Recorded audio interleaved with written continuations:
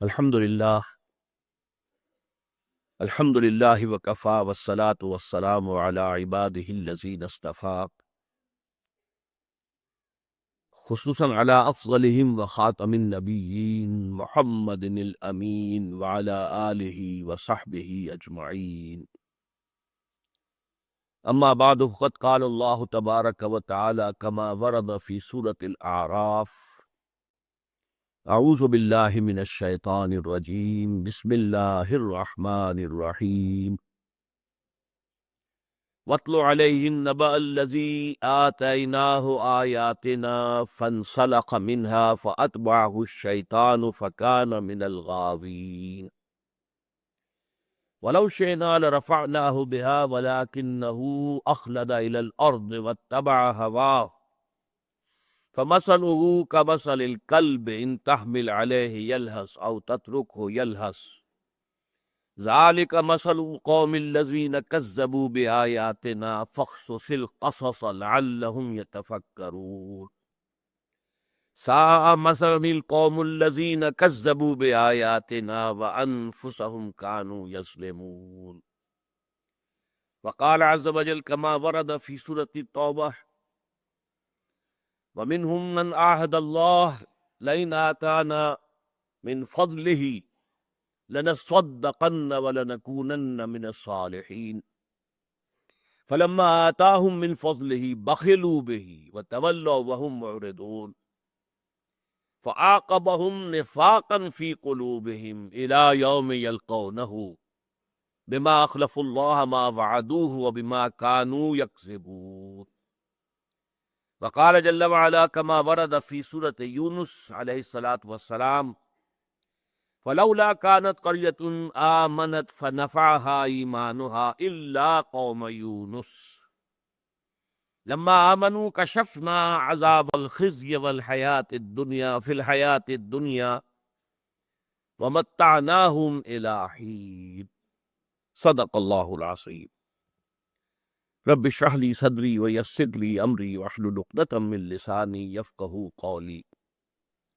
اللہم ربنا الہمنا رشدنا واعذنا من شرور انفسنا، اللہم ارنا الحق حقا وارزقنا اتباعه وارنا الباطل باطلا وارزقنا اجتنابہ، آمین یا رب العالمین۔ پچھلے اتوار کو آپ کو یاد ہوگا کہ میں نے گفتگو کی تھی ایک عالمی سطح پر، بین الاقوامی سطح پر موجودہ عالمی حالات کیا ہیں اور ان کے پس منظر میں اسلام اور مسلمانوں کا مستقبل کیا ہے۔ اب آئیے آج کا میرا موضوع کیا ہے۔ یہ گویا کہ اب ہم گلوبل سیناریو سے نیچے اتر کر پاکستان پر بھی توجہ فوکس کر رہے ہیں۔ آج کا عنوان اگر اخباری آپ کے نظر سے گزرا ہے وہ کیا ہے؟ کیا پاکستان کے خاتمے کی الٹی گنتی شروع ہو چکی ہے؟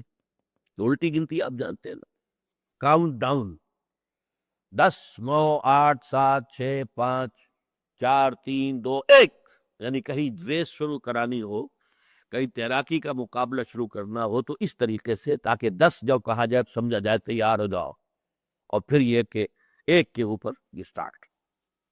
اس طریقے سے کاؤنٹ ڈاؤن کیا واقعی شروع ہو چکا ہے، اور کیا اس سے نجات کا کوئی راستہ ابھی کھلا ہے؟ میرا جواب ان دونوں سوالوں کے جواب میں ہے ہاں، واقعتاً پاکستان کے خاتمے کی کاؤنٹ ڈاؤن شروع کی جا چکی ہے، اور واقعتاً ابھی تک کم سے کم ایک راستہ کھلا ہے۔ وہ کیا ہے وہ میں آپ کے سامنے رکھوں، لیکن ایک بات پہلے ہی سمجھ لیجئے، کسی مملکت یا سلطنت کا ختم ہونے کے معنی یہ نہیں ہوتی کہ وہ زمین ختم ہو جائے، زمین آسمان میں چلی جائے یا زمین پاتال میں دھنس جائے، یہ نہیں ہوتا۔ سلطنتوں کے یا مملکتوں کے خاتمے کی 2 شکلیں ہوتی۔ نمبر 1 یہ ہے کہ بلکنائزیشن ہو جائے، اس کے حصے بکھرے ہو جائے اور سابق نام نہ رہے، یعنی دنیا کے نقشے پر پھر اس نام سے کوئی خطہ نہ ہو۔ اور عجیب ہسٹوریکل فیکٹ ہے، ذہن میں رکھیے، اسے سمجھیے ان باتوں کو۔ پچھلی صدی جو تھی، 20ویں صدی عیسوی، وہ اس اعتبار سے عجیب ہے، یونیک ہے۔ اس کے آغاز میں ایک عظیم سلطنت، سلطنت عثمانیہ بلکنائز ہوئی، ٹکڑے ٹکڑے ہوئی، حصے بکھرے ہوئے، اور سلطنت عثمانیہ کا نام دنیا میں ختم ہو گیا۔ اب نقشے میں آپ کو سلطنت عثمانیہ کا نام لکھا ہوا کہیں نظر نہیں آئے گا، حالانکہ گریٹ آٹومان امپائر جو گریٹ رومن امپائر کی طرح 3 بر اعظموں پر پھیلی ہوئی تھی، پورا شمالی افریقہ، پورا مغربی ایشیا، پورا مشرقی یورپ اس پر قبضہ تھا۔ یہ بلکنائزیشن ہوئی سلطنت عثمانیہ کی، حصے بکھرے ہوئے، لے دے کے ترکوں کے پاس ایک ملک رہ گیا چھوٹا سا ترکی، نام ختم ہو گیا۔ اب آپ کو نقشے پر کوئی ڈھونڈنے سے بھی پتہ نہیں چلے گا کہ وہ سلطنت عثمانیہ کہاں ہوتے تھے۔ اور یہ کیا ہوا ہے، عجیب بات پھر میں کہہ رہا ہوں، یہ معاملہ ہوا ہے پچھلی صدی کے آغاز کے 20 سالوں کے اندر اندر، تقریباً دوسری دہائی کے خاتمے میں۔ اس کے برعکس پچھلی صدی کی آخری دو دہائیوں میں، اس کے قریب 1979-80 کے قریب، عظیم یو ایس ایس آر، عظیم دنیا کی ایک سپریم پاور ختم۔ آج دیکھیے دنیا میں کہیں یو ایس ایس آر کا نام لکھا ہوا کسی نقشے پہ نظر آتا ہے؟ یہ تو کچھ زیادہ پرانی بات نہیں ہے، 25 برس ہوئے ہیں ابھی، یو ایس ایس آر ختم، بلکنائزیشن، ٹکڑے ہو گئے، اور آج اب یو ایس ایس آر کا کوئی وجود نہیں۔ اسی طریقے سے سمجھ لیجئے کہ پاکستان کا بھی جو ہے امکان ہے کہ یہ صورتحال پیش آ جائے، لیکن مملکتوں کے ختم ہونے کی دوسری شکل بھی ہے، وہ لکیر بھی برقرار رہے، نام بھی برقرار رہے، لیکن اس کی کوئی خود اختیاری نہ ہو، کوئی اس کے اندر سیلف ڈٹرمینیشن نہ ہو، کوئی اس میں اپنے اصولوں کے خلاف کھڑے ہونے کی طاقت نہ ہو، وہ کسی اور بڑی حکومت اور سلطنت کے تابع مومی کی شکل اختیار کر لے، یا اسے آپ کہیں کہ سیٹلائٹ بن جائے، یہ دوسری شکل ہے۔ اور پاکستان کے لیے اس کے مستقبل میں یہ امکان بھی ہے کہ پاکستان بھارت کا سیٹلائٹ بن کر رہ جائے، اور بھارت چاہے تو اس لکیروں کو قائم رکھے، چاہے تو حصے بکھرے کر دے۔ غالباً اس کی مصلحت اسی میں رہے گی کہ زیادہ سر درد مول نہ لے، مختلف صوبے ہوں گے تو ان میں سے ہر ایک سے نمٹنا پڑے گا علیحدہ علیحدہ، بہتر ہے کہ وہ ایک بلاک رہے، ایک اسٹیٹ کی حیثیت سے بظاہر، لیکن اس کی حیثیت بس اتنی ہو کہ نیپال سے 10 گنا بڑا کوئی ملک ہے، بس اس کی حیثیت نیپال سے زیادہ نہیں ہوگی۔ اب آئیے پاکستان کے بارے میں پیشن گوئیاں دنیا میں کیا ہو رہی ہیں۔ سپک صحیح میں نے دے آپ کیا کہتی ہے تجھ کو خلق خدا غائبانہ کیا، سوچ لیا۔ سب سے پہلے میں حوالہ دوں گا ایک مسلمان مصنف کی کتاب، سید ابو المعالی، پیدائشی طور پر یہ بہار سے تعلق رکھتے تھے، پھر این پارٹیشن کے وقت تقریباً چند دن پہلے ہی پیدا ہوئے تھے، وہاں سے ایسٹ پاکستان گئے، وہاں سے ویسٹ پاکستان آ گیا خاندان، تعلیم ان کی کراچی میں ہوئی ہے بیشتر، پھر یہ چلے گئے مغربی ممالک میں، جیسے بہت سے گئے ہیں، ہمارا برین ڈرین ہوا ہے، وہاں چلے گئے۔ اب تو ایک ہی راستہ، جو صاحب آئے انہیں راستہ بتا دے کہ یہاں پر ہمت کر کے بیٹھیں زمین میں، وہاں پر انہوں نے پی ایچ ڈی حاصل کی ہے، اور وہاں کافی بڑے ایک سمجھیے دانشور سمجھے جاتے ہیں۔ ان کی ایک کتاب ہے جو 1992 میں شائع ہوئی تھی، the twin eras of Pakistan, Pakistan کے جڑواں ادوار، سیاسی دور، فوجی دور، سیاسی دور، فوجی دور، سیاسی دور، فوجی دور، جیسے ٹوئن بچے ہوتے ہیں، اسی طریقے سے ٹوئن ایرا آف پاکستان، یہ کتاب کا نام۔ یہ vantage press, Manhattan, new York سے 1992 میں شائع ہوئی، پاکستان میں 1993 میں آئی۔ اس میں انہوں نے پیشن گوئی کی ہے، اور ظاہر بات ہے کہ یہ کوئی وحی تو نہیں ہے، نہ وحی کا دعویٰ کیا ہے۔ جو کچھ مغرب میں دانشور جو گفتگویں کرتے ہیں، جو وہاں کے انالسٹ جو ہیں، جو سیاسی پنڈت ہیں، وہ جو پیشین گوئیاں کرتے ہیں در حقیقت ان کا ایک مجموعی سمجھیے کہ تاثر انہوں نے اپنی کتاب میں دے دیا ہے، اور وہ یہ ہے کہ سن 2006 میں پاکستان 7 نہیں بلکہ 8 ٹکڑوں میں تقسیم ہو چکے گا۔ ان میں سے 3 تو ہوں گی انڈیپینڈنٹ اسٹیٹس، بلکہ 4 انڈیپینڈنٹ اسٹیٹس ہوں گی۔ خالص پاکستان سے تو 3 نکلیں گی، ایک ہوگی جو بھارت اور پاکستان سے حصے جوڑ کر بنائی جائے گی۔ جو خالص پاکستانی 3 ریاستیں ہوں گی وہ دی ریپبلک آف بلوچستان، پورا بلوچستان اس وقت کا اس میں شامل ہو، اور اس کا کہنا یہ ہے کہ یہ اس علاقے کی سب سے بڑی طاقت ہوگی، سب سے زیادہ ترقی یافتہ ہوگی، سب سے زیادہ خوشحال ہوگی، سب سے زیادہ انڈسٹریلائزڈ ہوگی۔ دوسرا کراچی اور حیدرآباد کو ملا کر ایک لیاقت پور یا لیاقت آباد اردو سپیکنگ لوگوں کا ایک جو ہے وہ صوبہ نہیں بلکہ اب ریاست بن جائے گا۔ اور تیسرے سندھو دیش، یعنی جو بھی سمندر پر بیٹھے ہوئے علاقے جن کا آؤٹ لیٹ سمندر پہ ہے وہ تو independent nations, independent countries, independent states بن جائے گی۔ اوپر جو ہے شمالی علاقہ جات جو ہمارے ہیں، گلگت ہنزا وغیرہ اور آزاد کشمیر، اور انڈیا کا مقبوضہ کشمیر جس کو ہم کہتے ہیں، جسے وہ آزاد کشمیر کہتے ہیں، ان کو جوڑ کر ایک کشمیری ریاست وجود میں آ جائے گی۔ یہ بڑا پرانا خاکہ ہے، امریکہ کا بڑا پرانا خاکہ ہے، اور یہ کہ اس سے پہلے تو روبن رافیل جو ہوتی تھی اسسٹنٹ سیکرٹری آف اسٹیٹ امریکہ کی، اس نے کھل کر اس کو بیان کیا تھا کہ ہم ان دونوں کشمیروں کو ملا کر اور اس کے ساتھ شمالی علاقہ جات پاکستان سے، چونکہ وہ کشمیر کی وہ بھی حکومت جو تھی ڈوگرا حکومت اس کے ماتحت تھے، اور مزید یہ کہ اس میں جو علاقے پاکستان نے دے دیے تھے لداخ کے، چائنا کو وہ بھی واپس لے کر اور بھارتی کشمیر کو ملا کر ایک آزاد ملک بنائیں گے۔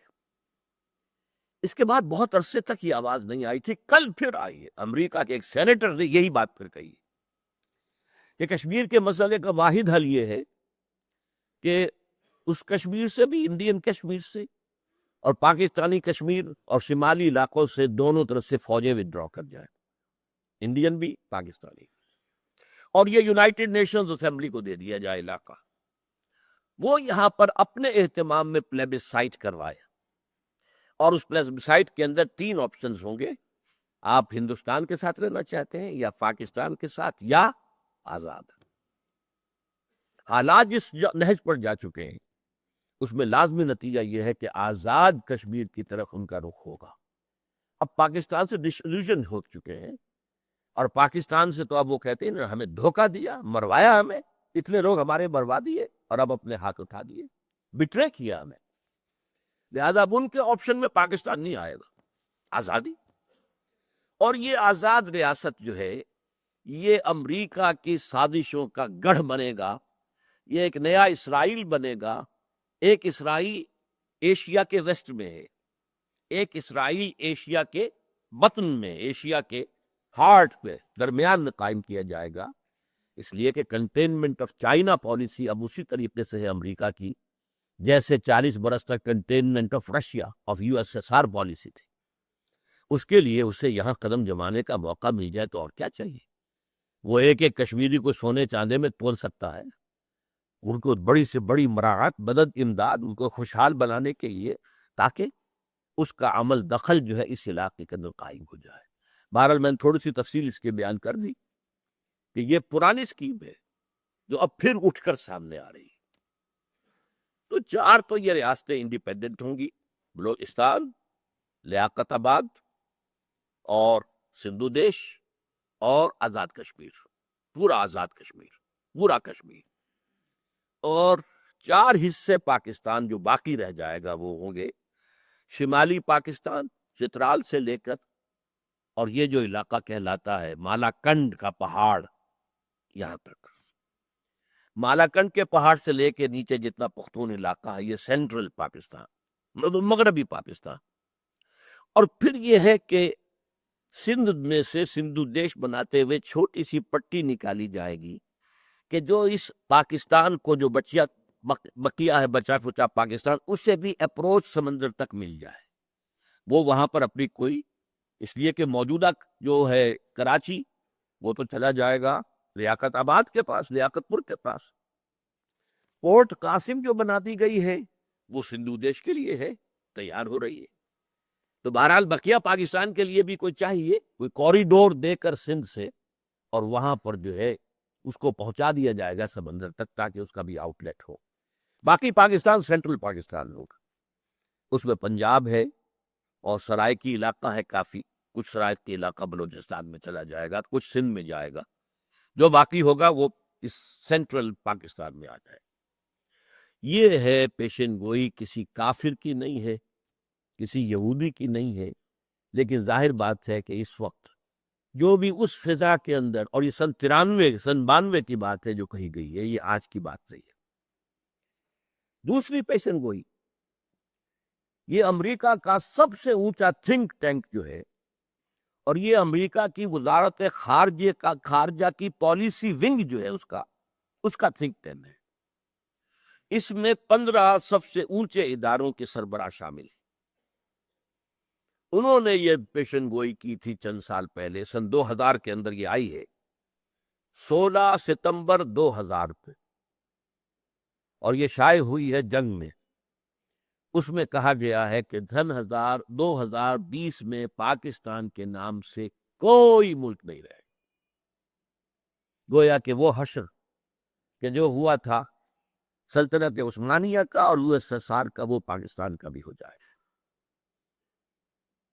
جنگ نے اس خبر کو شائع کیا، سب سے پہلے یہ شائع ہوئی تھی رپورٹ بھارت کے ایک جریدے آؤٹ لک میں۔ جنگ نے شائع کیا اپنی 16 ستمبر سن 2000 کی اشاعت میں، ساتھ یہ لکھ دیا کہ اسے کسی مجذوب کی بڑھ نہ سمجھا جائے، اس پر جو ہے سنجیدگی سے غور ہونا چاہیے کہ سن تو صحیح جہاں میں ہے تیرا فسانہ کیا۔ تیسری بات، رابرٹ کیلان، ان کا ایک مضمون شائع ہوا نوائے وقت میں، یہ بھی ستمبر کا مہینہ ہی ہے، 20 ستمبر 2000 کو، دی اینڈ آف دی ارتھ۔ اس میں وہ کہتے ہیں کہ پاکستان از اے فیلڈ اسٹیٹ، ہر اعتبار سے یہ ناکام ریاست ثابت ہو چکی ہے، جلد ہی اس میں خانہ جنگی شروع ہوگی اور کیوس اور انارکی پیدا ہو جائے گی۔ اور اس مضمون میں ایک خاص بات جو اس نے کہی ہے وہ یہ ہے کہ پاکستان اور افغانستان یہ گویا کہ ایک یونٹ کی شکل ہوگی۔ یہ ہے، میں نے چند حوالے آپ کو دیے ہیں کہ سن تو صحیح جہاں میں ہے تیرا فسانہ کیا، کہتی ہے خلق غائبانت، کہتی ہے خلق خدا تجھے غائبانہ کیا۔ اب آئیے اس کے اصل اسباب کیا ہیں، کیوں ایسا ہوگا، جبکہ میں بھی کہہ رہا ہوں کہ پاکستان کے خاتمے کی الٹی گنتی شروع ہو چکی ہے، یہ میرا موقف ہے۔ تو اس کے اسباب کیا ہیں؟ میں ان کو 2 حصوں میں تقسیم کرتا ہوں۔ ایک تو ہے اصلی اور بنیادی، اور نمبر 2 داخلی اور خود کردہ۔ یہ ایک ہی کی تقسیم میں نے کی ہے، جو اصلی ہے، بنیادی ہے، داخلی ہے، خود کردہ ہے۔ یہ خود کردہ کے بارے میں آپ کو وہ مصرع ذہن میں آ گیا ہوگا کہ خود کردہ را علاج نیست، کسی اور نے آپ کے ساتھ کوئی برائی کی ہو تو شاید کوئی اس کا مداوع ہو سکتا، آپ نے خود کی ہو تو اس کا کوئی مداوع نہیں۔ وہ کیا ہے؟ پاکستان کے قیام کا جو اصل مقصد، اس کو ہم نے ترک کیا۔ اب یہ ایک بے مقصد ملک ہے، یہ ایسا تیر ہے جس کا کوئی ہدف ہی نہیں، وہ تیر نیم کش جس کا نہ ہو کوئی ہدف۔ جو مؤسسین پاکستان تھے اقبال اور جناح، انہوں نے کہا تھا کہ ہم عہد حاضر میں پاکستان اس لیے چاہتے ہیں کہ عہد حاضر میں اسلام کے اصول حریت و اخوت و مسامات کا ایک عملی نمونہ دنیا کے سامنے پیش کریں، عملی نمونہ، تاکہ ایک لائٹ ہاؤس وجود میں آ جائے پورے عالم انسانیت کے لیے، ایک روشنی کا مینار ہو، جیسے کہ بعض جگہ سمندروں کے اندر جزیروں پر بنا دیے جاتے ہیں کہ یہاں سے بچو، یہاں یہ جزیرے ہیں، کہیں ٹکرا نہ جانا آ کر۔ تو یہ چیز جو ہے اس لیے پوری دنیا میں، جبکہ اندھیرا ہے، انسان کو نظام عدل اجتماعی کی تلاش ہے لیکن مل نہیں رہا۔ اس نے بڑی قلعہ بازیاں کھائی ہیں انسان نے. وہ ملوکیت اور جاگیرداری کے دور سے نکلا فرینچ ریولوشن کے ذریعے، تو وہ سرمایہ داروں کی ہتیا پر چلا گیا. کیپٹلزم بدترین شکل میں، پہلے جاگیردار مسلط تھا، اب سرمایہ دار مسلط ہے. اس کے بعد اس کے رد عمل میں کمیونزم آیا، سرمایہ داری کے خلاف رد عمل میں، وہ بھی ختم ہو گیا. اب انسان پھر کھڑا ہوا ہے، اور امریکہ، اس کے الائز، اور مغرب اور اس کی تہذیب، وہ سب چاہتے ہیں کہ یہی جو ان کا نظام ہے یہی قائم رہے، دائم رہے، باقی رہے، پوری دنیا میں چھائے رہے. سیکولرزم، انٹرسٹ بیسڈ کیپٹلزم، اور شرم اور عفت اور حیا کے تمام تقاضے ختم. دوسری طرف اگر کوئی اور نظام نہیں آیا، اسلام سامنے نہ آیا، تو پھر کمیونزم سے ملتی جلتی کوئی شکل دوبارہ دنیا میں آ جائے گی. اس کیپٹلزم کے خلاف انسان نے بغاوت کی تھی نا، تبھی تو کمیونزم آیا تھا. اور آج جب یہ کیپٹلزم گلوبل ہو رہا، گلوبلائزیشن کیا ہے؟ کیپٹلزم گلوبل فارم کے اندر، تو اس کے خلاف بغاوت ہو رہی ہے. جو کچھ کے مظاہرے مخالفانہ ہوئے تھے، جہاں کہیں بھی یہ گلوبلائزیشن کے لیے کوئی میٹنگ ہوتی ہے، سیٹل میں ہنگامے ہوئے، کرفیو لگا، امریکہ بھی کرفیو، توڑ پھوڑ ہوئی، واشنگٹن میں ہوا، ڈیووس میں ہوا، دنیا میں کتنی جگہوں کے اوپر بڑے عظیم مظاہرے ہو چکے ہیں. وہ سب مغرب والوں کو معلوم ہے کہ کیا ہو رہا ہے. اس کیپٹلزم کے خلاف بھی بغاوت مغرب میں ہوئی تھی، روس میں ہوئی تھی، وہ بھی مغرب کا حصہ شمار ہوتا ہے، اگرچہ مشرقی ملک بھی ہے. اور اب جو ہے این کیپٹلزم کے گھر کے اندر جو ہے بغاوت اٹھ رہی ہے. لیکن ظاہر بات ہے کہ امریکہ اور اس کی تمام اتحادی قوتیں زور لگا کر چاہیں گی کہ سر کچل دیں، نپ دی ایول ان دی بٹ، اٹھنے سے پہلے اس کا سب کچل دیا جائے. اچھا، یہ صرف اقبال اور جناح کا معاملہ جو ہے، اس میں تو زیادہ زور تھا اجتماعی نظام پر. اسلام کا نظام اجتماعی، اسلام کا سیاسی نظام اور اقتصادی نظام، سماجی نظام، system of social justice as given by Quran. لیکن اس تحریک کی حمایت عوام نے جو کی تھی، اور علماء اور مشائخ نے جو کی تھی، پیر جماعت علی شاہ، پیر صاحب مانکی شریف، تمام تقریباً مشائخ جو تھے وقت کے، وہ سب مسلم لیگ کے ساتھ تھے. علماء میں اگرچہ جمیعت علماء ہند اور مولانا مدنی رحمۃ اللہ علیہ یہ پاکستان کے مخالف تھے، لیکن بہت بڑی تعداد علماء کے ساتھ تھی. خود علماء دیوبند میں سے ٹوٹ کر شبیر احمد عثمانی رحمۃ اللہ علیہ یہ آ گئے تھے کہ نہیں آ گئے تھے، اور ان کے ساتھی تھے. جمعیت علماء ہند سے کٹ کر جمعیت علماء اسلام بنی تھی، اور اس نے جو ہے مسلم لیگ کا ساتھ دیا اور تحریک پاکستان کا ساتھ دیا. ان کے پیش نظر کیا تھا کہ اسلامی سزائیں، اسلامی قوانین نافذ کیے جائیں. یہ دونوں سامنے رکھیے، کنٹراسٹ ہے. ان دونوں حضرات کے نزدیک اسلام کا نظام اجتماعی جو عدل دیتا ہے انسان کو، اور ان حضرات کے نزدیک اسلامی قوانین، اسلامی شریعت، خصوصاً تعزیرات، حدود، وہ نافذ کی جائے. لیکن ہوا کیا ہے، 56.5 سال گزر گئے اور ان میں سے کسی ایک جانب بھی کوئی پیش رفت نہیں. ایک حدود آرڈیننس جو ہے لولا لنگڑا وہ نافذ کیا تھا، اس کے خلاف بغاوت ہے ہمارے ہاں. اس کو ختم کرنے کے لیے آپ کا سارا ایلیٹ جو ہے، ساری خواتین، ویمن لب کی لیڈرز کھڑی ہو گئی ہیں تو ختم کیا جائے. اور ویسے بھی وہ اس پورے معاشرے میں غیر مؤثر ہے، بالکل اس کی کوئی حیثیت نہیں. زکوٰۃ نافذ کی تو وہ سود میں سے کمیشن لے لیا، اللہ اللہ خیر صلی اللہ. زکوٰۃ تو بدنام ہو گئی. لیکن ہمارا دعویٰ یہ تھا کہ زکوٰۃ نافذ کر دی جائے تو سوشل سیکیورٹی کا مکمل نظام قائم کیا جا سکتا ہے، ہر شہری کی بنیادی ضروریات کو گارنٹی کیا جا سکتا ہے. سوشل سیکیورٹی کے جو نظام مغرب میں وہ سب مسلمانوں سے اخذ کیے گئے، زکوٰۃ کے نظام سے اخذ کیے گئے کہ ریاست کے ہر شہری کی بنیادی ضروریات کی کفالت حکومت کو ذمہ ہے. تم اگر کام کر رہے ہو، کسی مل میں کام کر رہے ہو دفتر، تو ٹھیک ہے، تم اپنے پاؤں پر کھڑے ہو. لیکن تمہیں کوئی جاب نہیں مل رہا ہے تو ٹھیک ہے، ہمارے ذمہ ہے، کم سے کم اتنا پیسہ تو تمہیں مل جائے گا جس سے کہ تم اپنا خرچ چلا سکو. مکان نہیں ہے تو تمہیں کوئی چابی دے دی جائے گی، جاؤ، جو انہوں نے بنائے ہوئے ہیں وہ پور ہاؤسز کی پوری، وہ جاؤ لے لو. یہ سارا نظام زکوٰۃ کے ذریعے، دعویٰ یہ تھا کہ ہو جائے گا، زکوٰۃ آ گئی لیکن وہ بھی لولی لگڑی جھوٹی، اس لیے کہ یہ تو زکوٰۃ کا نظام تھا ہی نہیں، تو پولیٹیکل ایکسپلائٹیشن تھی ضیاء الحق کے ذریعے سے۔ اب اس کا نتیجہ کیا ہے؟ اس کے بھی دو نتیجے ہیں۔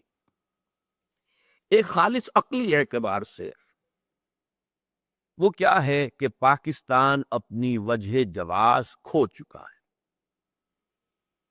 جو مثبت مقصد تھا اس کا، وہ تو 56.5 سال کے اندر آپ نے ادھر پیش رفت نہیں کی، تو اپنا وجہ جواز کھو چکا ہے۔ اسے فارسی کا بڑا پیارا لفظ ہے جو انگریزی میں بھی استعمال ہوتا ہے، ریزان دی اتو، لیکن وہ انگریزی میں ہم پڑھیں گے تو ریزون دی ایٹرے، کسی شے کے وجود کے لیے وجہ جواز۔ کوئی ہے تو کیوں ہے، ہم ہے تو کیوں، وہ وجہ جواز پاکستان کھو چکا۔ اور ظاہر بات ہے کہ کوئی شے جب اپنی وجہ جواز کھو بیٹھے تو اب وہ ایک ایسی کشتی کے مانند ہے جس کا لنگر ہی نہیں، لہذا کوئی لہر آئے گی ادھر لے جائے گی، کوئی زوردار اور لہر آ جائے گی ادھر لے جائے گی۔ ہم اس وقت بیس لیس ہے، ہمارا کوئی زمین پر ہمارے قدم نہیں ہے، ہوا میں معلق ہے۔ ہم پر قرآن مجید کی وہ آیات جو ہیں اس وقت جو ہے راست آتی ہیں، جو یہود اور نصارہ سے خطاب کر کے کہی گئی ہے، قُلْ يَا أَهْلَ الْكِتَابِ لَسْتُمْ عَلَىٰ شَيْءٍ حَتَّىٰ تُقِیمُوا التَّوْرَاةَ وَالْإِنجِیلَ وَمَا أُنزِلَ إِلَیْکُم مِّن رَّبِّکُم۔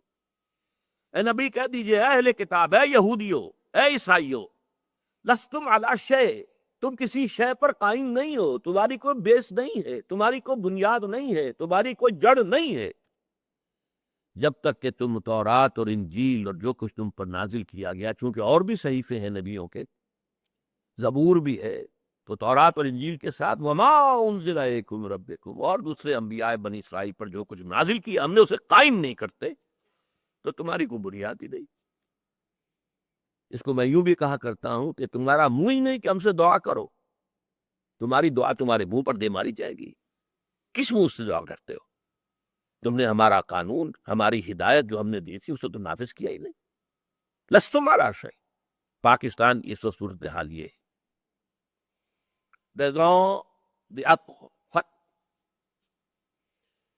نمبر دو، مذہبی اعتبار سے جب میں اس کو بیان کروں گا تو وہ یہ ہے کہ اللہ تعالی سے ہم نے وعدہ خلافی کی۔ ہم سے کہا تھا، اے اللہ ہمیں انگریز اور ہندو کی دوہری غلامی سے نجات دے۔ انگریز کی غلامی بھی ہم پر تھی، ہندو کی بھی تھی، ہندو کی معاشی غلامی میں ہم مبتلا تھے۔ ہندو بنیا ایک گاؤں میں بیٹھا ہوا ہے اور وہ سود پر رقمیں دے رہا ہے اور مسلمانوں کی زمینداروں کی زمینیں ہتھیا رہا ہے۔ یہ سارا کام، پورا کاروبار، پوری انڈسٹری ہندوستان میں ہندوؤں کے ہاتھ میں تھی، مسلمانوں کی کہاں تھی؟ لوگ پاکستان کی برکات جب بیان کرتے ہیں بہت سے دانشور تو کہتے ہیں کہ نہیں، پوری انارکلی بازار کے اندر ایک دکان تھی مسلمان کی، پوری انارکلی میں، جبکہ آبادی میں مسلمانوں کی اکثریت۔ تو یہ حال، ہمارے اوپر دو غلامیاں مسلط تھی، ایک غلامی انگریز کی، وہ تھی عسکری، سیاسی، ریاستی غلامی، اور ایک تھی ہندو کی، یہاں تک کہ سماجی غلامی ہندو کی۔ ہندوؤں کے رسوم و رواج، ہندوؤں کے تہوار یہ ہم مناتے تھے، آج بھی مناتے ہیں۔ جو اے اللہ دعائیں تھی، میں چونکہ خود عینی شاہد ہوں، میں نے مسلم اسٹوڈنٹ فیڈریشن کے ایک کارکن اور ایک رہنما بھی آپ کہہ سکتے ہیں، اس لیے کہ میں حصار ڈسٹرکٹ مسلم اسٹوڈنٹ فیڈریشن کا جنرل سیکریٹری تھا، ہائی اسکول اسٹوڈنٹ کی حیثیت سے۔ وہاں فیڈریشن تھی صرف ہائی اسکول کے اسٹوڈنٹس کی، اس لیے کہ کالج تو کوئی پورے ضلع میں تھا ہی نہیں، نو گورنمنٹ کالج۔ ایک کالج تھا بھیوانی، ایک قصبے میں، ہندو جو سیٹھوں کا قصبہ تھا اس میں ہندو کالج تھا، بس۔ باقی ہائی اسکول کی مسلم اسٹوڈنٹ فیڈریشن تھی، اس کا میں جنرل سیکریٹری تھا، حصار ڈسٹرکٹ مسلم اسٹوڈنٹ فیڈریشن۔ ہم نے جلوس نکالے، نعرے لگائے، پاکستان کا مطلب کیا، لا الہ الا اللہ، ہم نے دعائیں مانگی جمعوں کے اجتماعات میں، عیدین کے اجتماع میں، اے اللہ ہمیں انگریز اور ہندو کی دوہری غلامی سے نجات دے تاکہ تیرے دین کا بول بالا کرے، تیرے نبی کا دیا ہوا نظام قائم کرے۔ ہم نے پاکستان، اللہ نے تو وعدہ پورا کر دیا، اور وہ آیت جو ہے سورہ اعراف کی ہے، حضرت موسیٰ سے جب کہا تھا کچھ لوگوں نے، اسرائیلیوں نے، اے موسیٰ، آپ کے آنے سے پہلے بھی ہمیں ستایا جاتا تھا، آپ کے آنے کے بعد بھی ستایا جاتا ہے، ہماری حالت میں تو کوئی فرق نہیں آیا آپ کے آنے سے۔ تو انہیں جواب دیا گیا، اللہ تعالیٰ نے جواب دیا، قل، اے موسیٰ ان سے کہہ دو، عسیٰ ربکم ان یہلک عدوکم، اب قریب ہے وہ وقت کہ تمہارا رب تمہارے دشمن کو ہلاک کر دے، فرعون اور اس کے لاؤ لشکر کو تباہ کر دے، غرق کر دے، وَيَسْتَخْلِفَكُمْ فِي الْأَرْضِ، زمین میں تمہیں حکومت دے، طاقت دے، فَيَنْظُرَ كَيْفَ تَعْمَلُونَ، پھر دیکھے گا تم کیا کرتے ہو۔ اسی امتحان میں ہم 56 برس گزار چکے ہیں اور ہم نے اللہ سے وعدہ خلافی کیا۔ اس وعدہ خلافی کا نتیجہ میں نے آیات جو پڑھی ہیں شروع میں، سورہ توبہ کی 3 آیات، دنیا میں کوئی قوم اجتماعی طور پر اللہ سے کوئی وعدہ کر کے وعدہ خلافی کرے تو اس کی سزا کیا ملتی ہے؟ اس قوم میں اجتماعی طور پر نفاق اور منافقت کا مرض پیدا کر دیا جاتا ہے۔ نفاق اور منافقت جو کفر سے بھی زیادہ ناپسند ہے اللہ، ان المنافقین فی الدرک الاسفل من النار، منافقین جو ہیں وہ جہنم کے سب سے نچلے درجے میں ہوں گے، جس کے لیے کہ حضور کی شفاعت سے انہیں محروم کیا گیا۔ استغفر لہم او لا تستغفر لہم لن یغفر اللہ لہم، آپ چاہے استغفار کریں ان کے لیے، چاہے نہ کریں۔ اور سورہ توبہ میں تو ہے ان تستغفر لہم 70 مرتن، آپ 70 مرتبہ بھی استغفار کریں گے تب بھی ہم معاف نہیں کریں گے۔ وہ ہے منافق۔ چنانچہ ان آیات میں کیا کہا گیا، میں نے بارہا اس کو بیان کیا ہے، وَمِنْهُمْ مَنْ عَاهَدَ اللَّهَ، مدینے کے منافقوں میں ایک قسم ان کی ہے جنہوں نے اللہ سے ایک عہد کیا تھا، لئن آتانا من فضلہ، اگر اللہ ہمیں اپنے فضل سے نواز دے گا، غنی کر دے گا، دولت مند کر دے گا، لنصدقن، خوب صدقہ خیرات کریں گے، ولنکونن من الصالحین، اور ہم نیک لوگوں میں سے ہو جائیں۔ فلما آتاہم من فضلہ، جب اللہ نے انہیں اپنے فضل سے نواز دیا، بخلوا بہ، اب بخل سے کام کیا، تجوریوں کے دروازے مقفل، بخلوا بہ، اور انہوں نے اللہ سے اعراض کیا۔ اس لیے اللہ تعالیٰ نے فعاقبہم نفاقا فی قلوبہم، اللہ نے ان کے دلوں میں نفاق کی بیماری پیدا کر دی، الی یوم یلقونہ، یہ خطرناک ترین الفاظ ہے اس صورت کے۔ وہ نفاق قیامت کے دن تک قائم رہے گا، برقرار رہے گا، نکلے گا نہیں۔ یہ اللہ، جب یہ میں پڑھتا ہوں، حال عام طور پہ میں رک جاتا ہوں، یہ الفاظ ادا نہیں کیا کرتا، عاقبہم نفاقا فی قلوبہم پہ بات ختم کر دے گا، اس لیے آگے کے الفاظ لرزہ طاری کرتی ہے، الی یوم یلقونہ، اس دن تک جو ملاقات کا دن ہوگا قیامت کا، اس وقت تک نفاق یہ رہے گا، بما اخلف اللہ ما وعدوہ، بسبب اس خلاف ورزی کے جو انہوں نے اللہ سے وعدہ کیا ہوا اور اس میں خلاف ورزی کی، وبما کانوا یکسبون، اور وہ جو جھوٹ بولتے رہے کہ ہم ایسا کریں۔ تو پاکستانی قوم اس وقت اس اعتبار سے اجتماعی منافقت کا شکار ہے۔ کچھ افراد ہیں جو لگے ہوئے ہیں، کوشش میں رہے اور ہے اب بھی، کہ یہ قوم جو ہے بھٹکی ہوئی اپنی راہ، اپنی منزل کو دوبارہ یاد کر لے۔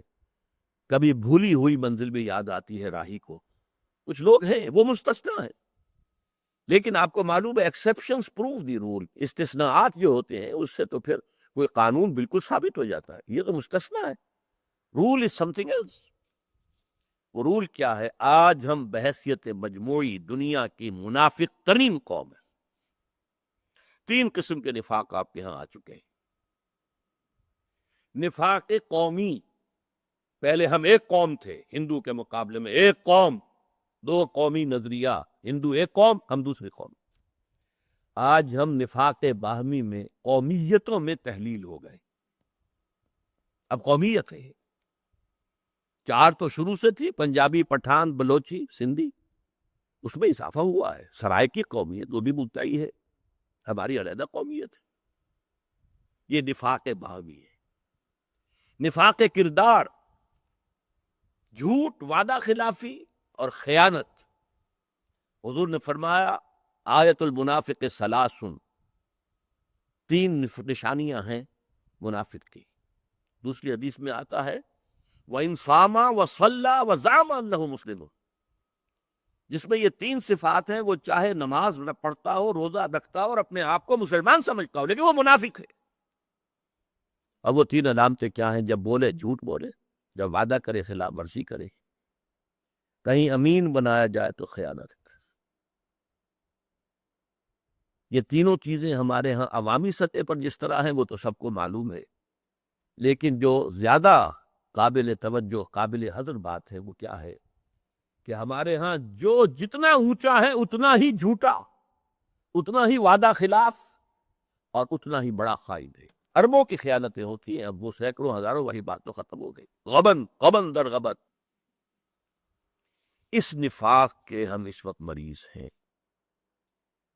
اسی کا ایک اور نقشہ، اس کے نتیجہ یہ ہو سکتا ہے جیسا کہ میں نے کہا کہ اللہ کا عذاب عذاب ادنا کی شکل میں آ چکا ہے 1971 میں، زبردست شکست۔ 93,000 ہمارے قیدی ہندوستان کے پاس گئے، پاکستان 2 لخت ہو گیا، بدترین شرمناک شکست۔ ہمارے ٹائیگر جنرل نے اپنا پستول پیش کیا۔ یہ ہے عذاب ادنا۔ قرآن مجید میں سورہ سجدہ میں آیت ہے وَلَنُذِيقَنَّهُم مِّنَ الْعَذَابِ الْأَدْنَىٰ دُونَ الْعَذَابِ الْأَكْبَرِ، ہم انہیں مزہ چکھائیں گے چھوٹے عذاب کا بڑے عذاب سے پہلے۔ چھوٹا عذاب کیا ہے؟ یہ جو اللہ ذرا جھنجھوڑنے کے لیے، بیدار کرنے کے لیے شاید جاگ جائیں، کبھی قحط آ گیا، کبھی کچھ اور آ گیا، کبھی سیلاب آ گیا، اللہ کی طرف متوجہ ہو۔ لیکن یہ کہ ہم نے اس عذاب ادنا جو حادثہ تھا اس سے کوئی سبق حاصل نہیں۔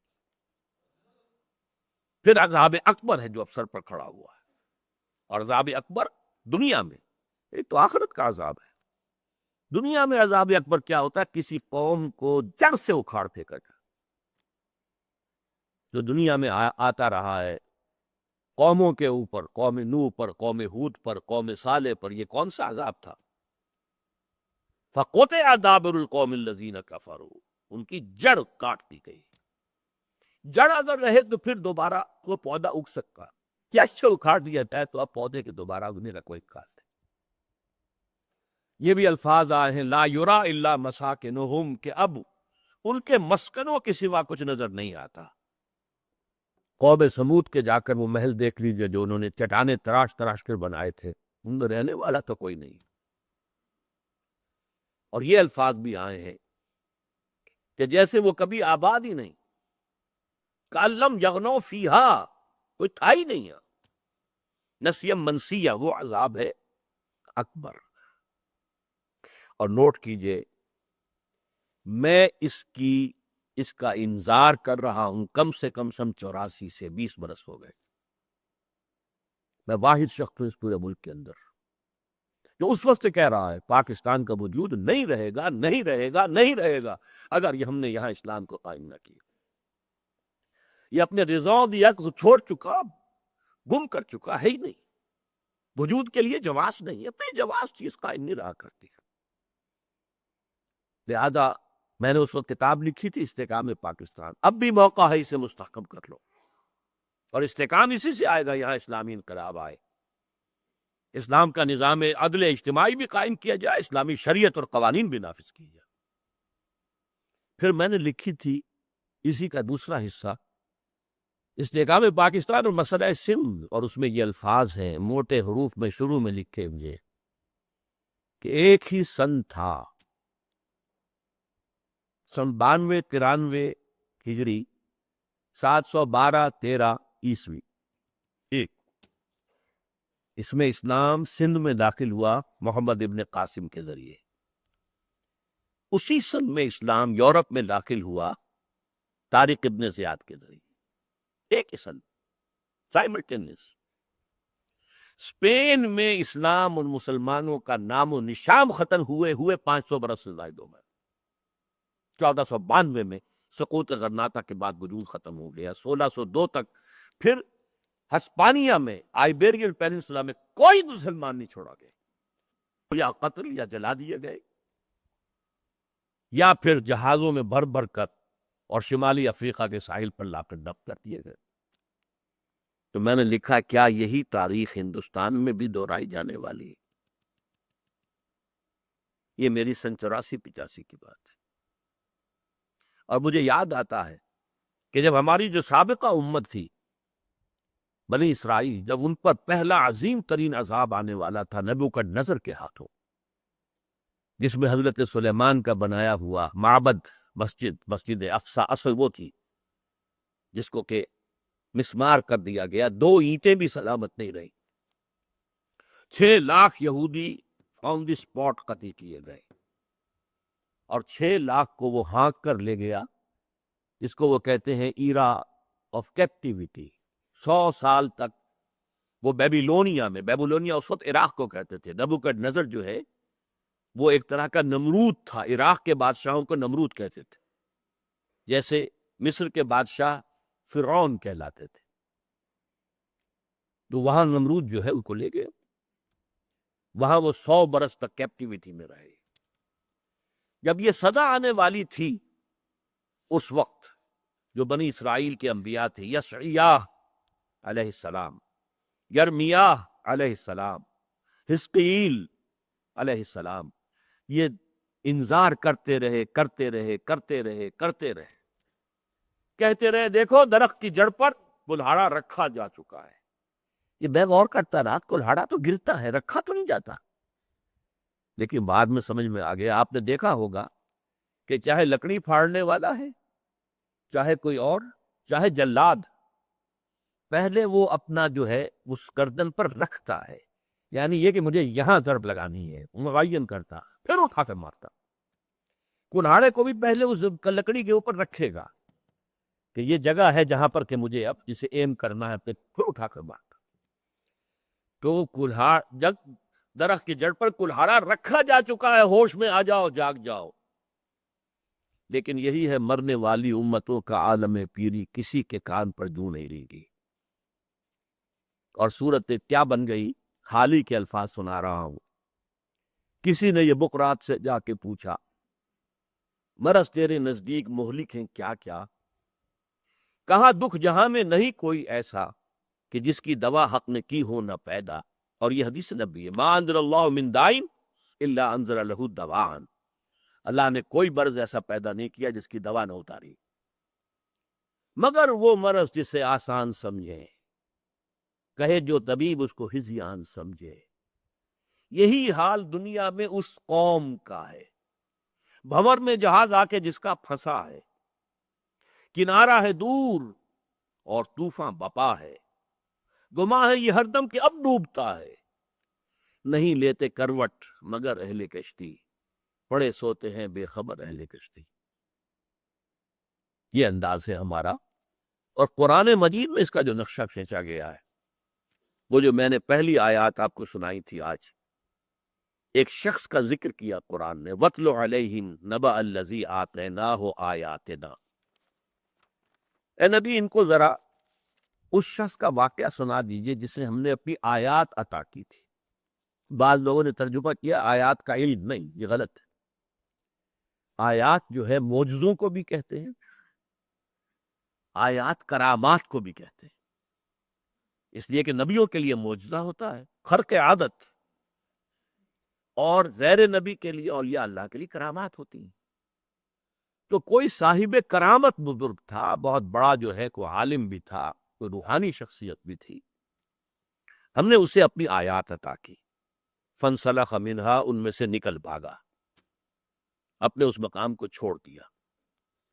اس کا ذکر آتا ہے تورات میں کہ ایک عورت کے چکر میں پھنس کر پھر اس کی ساری نیکی، سارا تقوی، سارا زہد ختم۔ فَأَتْبَعَهُ الشَّيْطَانُ، تو اب شیطان اس کے پیچھے لگ گیا۔ بڑا اہم جگہ ہے یہ، پہلے انسان خود غلط حرکت کرتا ہے، تب شیطان اس کے پیچھے لگتا ہے، پہلا فیصلہ اپنا ہوتا۔ فَأَتْبَعَهُ الشَّيْطَانُ فَكَانَ مِنَ الْغَاوِينَ، پھر وہ ہو گیا بہت ہی گمراہ لوگوں میں۔ وَلَوْ شِئْنَا لَرَفَعْنَاهُ بِهَا، اگر ہم چاہتے تو اسے اور بلندی عطا کرتے، وَلَكِنَّهُ أَخْلَدَ إِلَى الْأَرْضِ، مگر وہ تو زمین میں دھستا چلا گیا۔ اس کے کیا معنی؟ وَاتَّبَعَ هَوَاهُ، اپنی زمینی خواہشات کی حیوانی خواہشات کی پیروی کے اندر لگ گیا، فمثلہ کمثل الکلب، تو اس کی مثال کتے کی سی ہے، ان تحمل علیہ یلہث او تترکہ یلہث، اس پر اگر آپ کو بوجھ لاد دیں گے تب بھی وہ ہانپے گا، اس کی زبان نکلی رہے گی اور جو ہے اس میں سے رال ٹپکتی رہے گی، اور اگر چھوڑ دو کوئی بوجھ نہ لادو تب بھی اس کا یہی حال رہے گا۔ اس کے اندر حرص اتنی زیادہ ہے، اتنی زیادہ ہے کہ ہر وقت اس کی زبان لٹکی رہے گی باہر اور رال ٹپکتی رہے گی۔ اب فرمایا ذالک مثل القوم الذین کذبوا بآیاتنا، یہ تو ایک فرد کی ہم نے آپ کو مثال سنائی ہے، یہی مثال اس قوم کی ہے جو ہماری آیات کو جھٹلا دے۔ پاکستان ایک با کرامت ملک تھا، یہ ایک معجزہ تھا اللہ کا، اس کی کرامتیں میں ابھی آپ کو گنواؤں گا، اگرچہ یہ میرا مضمون ایسا ہے جو بہت دفعہ میں نے بیان کیا ہے۔ آخری آیت سا مثلا القوم الذین کذبوا، بری مثال ہے اس قوم کی جس نے ہماری آیات کو جھٹلایا، وانفسہم کانوا یظلمون، اور وہ اپنے اوپر ہی ظلم کرتے رہے، کسی اور کا کیا بگاڑ سکتے تھے۔ اب دیکھیے ہماری کرامات کیا تھی پاکستان کی۔ پاکستان کی تمہید کے لیے نمبر ایک، اللہ تعالیٰ نے سلسلہ مجددین عرب سے منتقل کر کے ہندوستان میں لگا دیا۔ احمد سرہندی، وہ ملک میں سرمایہ ملت کا نگہباں، ورنہ ہما اوسطی تصور کے اندر پاکستان ختم تھا، مسلمان ختم تھے انڈیا کے اندر، اور دین الہی، جو دین الہی ہوتا اسلام تھوڑا ہی ہوتا۔ نمبر دو، 20ویں صدی عیسوی میں جتنے اعاظم رجال ہندوستانی مسلمانوں میں پیدا ہوئے کہیں نہیں پیدا۔ علامہ اقبال جیسا مفکر، مولانا مودودی جیسا مصنف، مولانا الیاس جیسا مبلغ، پوری دنیا میں ٹکر نہیں۔ نمبر تین، تحریک چلی خلافت کی تو صرف ہندوستان میں، حالانکہ خلافت اگر مسئلہ تھا تو پوری دنیا کے مسلمانوں کا تھا، کسی اور ملک کے مسلمانوں کے کانوں پہ جوں تک نہیں ریگی، اور یہاں ایسے زور سے چلی کہ ہندو مہاتما گاندھی کو اس میں شریک ہونا پڑا۔ بولی اماں محمد علی کی جان بیٹا خلافت پہ دے دو، ساتھ ہوں تیرے شوکت علی بھی، جان بیٹا خلافت پہ دے دو۔ ہندوستان گونج گیا۔ نمبر چار، آزادی کی تحریک چلی تو یہاں مذہب کو انووک کیا گیا، پوری دنیا میں مقامی نیشنلزم کی بنیاد پر تحریکیں چلی، ملے نیشنلزم انڈونیشیا اور ملائیشیا میں، عرب نیشنلزم عالم عرب میں، اسلام نہیں۔ ترک نیشنلزم سے ترکی کو بچایا مصطفیٰ کمال نے، سلطنت عثمانیہ ختم ہوئی لیکن ترکی کم سے کم رہ گیا، ورنہ اس کا نام و نشان ترکی کا مٹ جاتا۔ اتنا انتقام تھا یورپ والوں میں کہ انہوں نے ہم پر 400 برس تک حکومت کی ہے، پورا جو مشرقی یورپ تھا وہ ان کے تحت تھا۔ نمبر 5، پاکستان بنا ہے تو معجزہ، کیوں؟ گاندھی جیسا لیڈر، کانگریس جیسی جماعت، ہندوؤں کی اکثریت، مالدار زیادہ، تعلیم یافتہ زیادہ، ان کے مقابلے میں پاکستان کی مسلمانوں کی کیا حیثیت تھی؟ جبکہ مسلمانوں میں بہت سے مضبوط طبقات کانگریس کے ساتھ تھے۔ جمعیت علماء ہند بہت بڑی طاقت تھی، پنجاب میں احرار بہت بڑی طاقت ہے، سرحد میں سرخ پوش سرحدی گاندھی عبد الغفار خان بڑی طاقت تھے۔ گاندھی نے چند ہفتے پہلے کہا تھا پاکستان صرف میری لاش پر بن سکتا ہے، بن گیا پاکستان۔ حالانکہ قائد اعظم 1 سال پہلے آزاد پاکستان کے مطالبے سے دستبردار ہو گئے تھے جب انہوں نے کیبنٹ مشن پلان قبول کر لیا تھا، جس سے ہندوستان 3 زون میں ہوتا، مرکزی حکومت ایک ہوتی۔ بہرحال پھر سب سے بڑی کرامت، پاکستان نازل ہوا لیلۃ القدر میں، رمضان کی 27ویں شب۔ پھر سب سے بڑی جو ہے پاکستان میں قرارداد مقاصد پاس ہو گئی، اعلان ہو گیا حاکمیت اللہ کی، یہ گویا کہ سیکولرزم کے خلاف بغاوت، ہمارا حاکم اللہ ہے اور کتاب و سنت کی حدود کے اندر اندر ہم اپنے اختیارات کو استعمال کریں. ان ساری کرامات کے ہوتے ہوئے پھر ہم سیکولرزم کے راہ پر چلے گئے اور آج تک ہے. وَاتْلُ عَلَيْهِمْ نَبَأَ الَّذِي آتَيْنَاهُ آيَاتِنَا فَانسَلَخَ مِنْهَا فَأَتْبَعَهُ الشَّيْطَانُ. سب سے بڑا شیطان یہودی جو پیچھے لگا. قرارداد مقاصد کا مصنف قتل کر دیا گیا. لیاقت علی خان جس نے جا کر امریکہ میں یہ کہہ دیا تھا، یہودیوں نے ایک بڑا انہیں ریسیپشن دیا اور کہا کہ آپ اگر اسرائیل کو تسلیم کر لیں تو ہم یہ دیں گے، یہ دیں گے، یہ دیں گے، یہ دیں گے. جواب میں اس شخص نے کہا، gentleman our souls are not for sale. حضرات ہماری روحیں بکاؤ نہیں. اس کا مزہ چکھا دیا، قتل کرا دیا. کہ مسلمان کے ہاتھوں قتل کرایا. فاتبعہ شیطان، اب شیطان لگ گیا. سن 56 میں کچھ دستور کے اندر اسلام آنے لگا تھا. ایوب خان کو بلا کر اس کے بیچ پر ہاتھ پھیرا گیا، جاؤ اٹھاؤ یہ ٹیکس، یہ جو کانسٹیٹیوشن اسمبلی ہے یہ بھی ختم کرو، 56 کا دستور بھی ختم کرو. نہ بانس رہے نہ بانسری، تم اس دستور ساز اسمبلی کو ختم کرو. یہ سب کہاں سے ہو رہا؟ یہودیوں کی طرف سے. بہرحال یہ آیات الہی سے ہمارا نکل بھاگنا تھا جس پر شیطان ہمارے پیچھے لگ گیا، اور آج ہم اس جگہ پر آ گئے کہ میں آپ سے کہہ رہا ہوں کہ شاید نسیم منسیہ ہو جائے، یہ ختم ہو جائے، بالکل اس کا وجود نہ رہے. تمہاری داستان تک بھی نہ ہوگی داستانوں میں، اس کا امکان موجود ہے. یا نمبر 2، ایک تابع محمل بن کر رہ جائے بھارت کا، اور کچھ نہیں، سر جھکا کر. کبھی ہم کہتے تھے نہیں، ہم برابری کی سطح پر بات کرنا چاہتے ہیں. اب آئیے، میں نے کہا تھا کہ 2 اسباب ہیں اس کے. ایک تھا اصلی اور بنیادی اور داخلی اور خود کردہ. ایک ہے جو باہر سے آیا ہے اور یہ فوری سبب ہے. اس کا اصل، اس کے لیے قوت جو ہے پیچھے، وہ یہودی ہیں، اسرائیل ہے، جو پاکستان کے خاتمے پر، ورنہ کم از کم اس کا ایٹمک جو مسئلہ ہے ختم کر کے، چاہے بمباری کرنی پڑے، حملہ کرنا پڑے کسی اور ذریعے سے، اس کے ایٹمک دانت توڑ کر اور اسے ہندوستان کے سامنے ڈال دیا جائے، اس کے سامنے سر جھکائے، اس کا تابع محمل بن جائے تو ٹھیک. اور یہودیوں کو پاکستان سے جو خطرہ ہے، میں نے بارہا کہا ہے، 1967 کی عرب اسرائیل جنگ جو ہوئی تھی، جس میں انہیں بڑی فتح حاصل ہوئی تھی،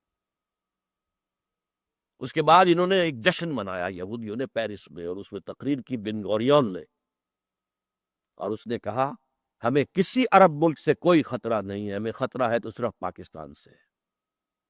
اور یہ بات 1967 کی ہے.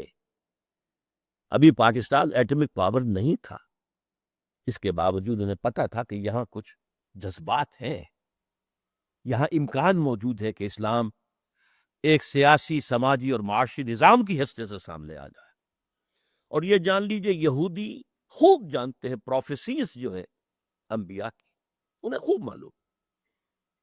بن غوریون ہی وہ شخص ہے جس نے اپنی کتاب میں لکھا ہے The golden era of our diaspora was Muslim Spain.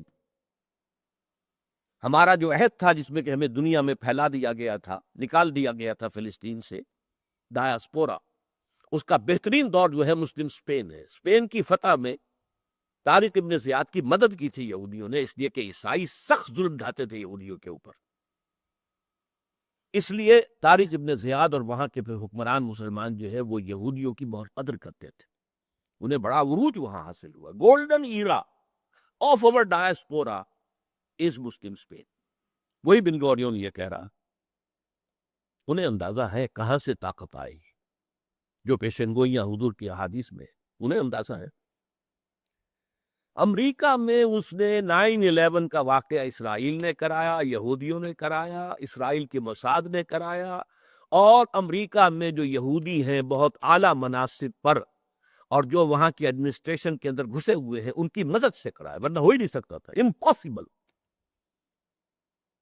میں نے سنا ہے کہ یہ مانا تھا کسی بہت بڑے امریکی جو ہے ذمہ دار حکمرانوں میں سے کسی نے، کہ ہم پر بات ثابت ہو چکی ہے کہ اسامہ کے پاس کوئی ایسا ساز و سامان نہیں تھا کہ وہ 9/11 کا کام کر سکے۔ اور میں نے یہ کہا تھا ایک موقع پر، اسامہ کا باپ بھی وہ کام نہیں کر سکتا۔ اتنی پوری سیزن کے ساتھ جانا جہاز کا اور سیدھا اپنے ٹارگٹ پہ ٹکرا جانا، اس پر کتابیں لکھی جا چکی ہیں، لیکن یہ کہ ان چیزوں کو لانے نہیں دیتے، وہ ذرائع ابلاغ عامہ کے اندر کتاب پوری لکھی جا چکی۔ اس فیصلے کے اندر امریکی حکومت کے لوگ اور موساد شامل تھے، اور جہازوں کے اندر اس سے پہلے جو ہے فوراً جیسے جہاز نے ٹیک آف کیا، ایک گیس چھوڑ دی گئی تھی جس سے سب مر گئے تھے، پائلٹ بھی اور سارے مسافر تھے۔ اور وہاں ایک کمپیوٹرائز پروگرام جو ہے اس جہاز کے اندر پہلے ہی رکھا جا چکا تھا کہ جیسے ہی پائلٹ ختم ہو وہ کمپیوٹر جو ہے وہ اس کو ٹیک اوور کر لے گا، اب اس میں پروگرام اور سارا کا سارا کہ کہاں جانا ہے کہاں ٹکرانا دیا ہوا تھا۔ بہرحال یہ 9/11 یہودیوں کا کیا ہوا، لیکن طاقتور ابلاغ کے ذریعے سے اس کا فوراً رخ پھیر دیا قاعدہ القاعدہ۔ یہ میں نے پہلی مرتبہ یہ لفظ سنا ہے القاعدہ، یہ بش کی زبان سے۔ 9/11 کے فوق میں نے تو کبھی سنا بھی نہیں تھا یہ قاعدہ کیا ہے، کون سی تنظیم ہے، کیا اس کا صغرا کبرا، کبھی سنا بھی نہیں، میں نے نہیں سنا تھا، لیکن رخ پھیرتی ہے۔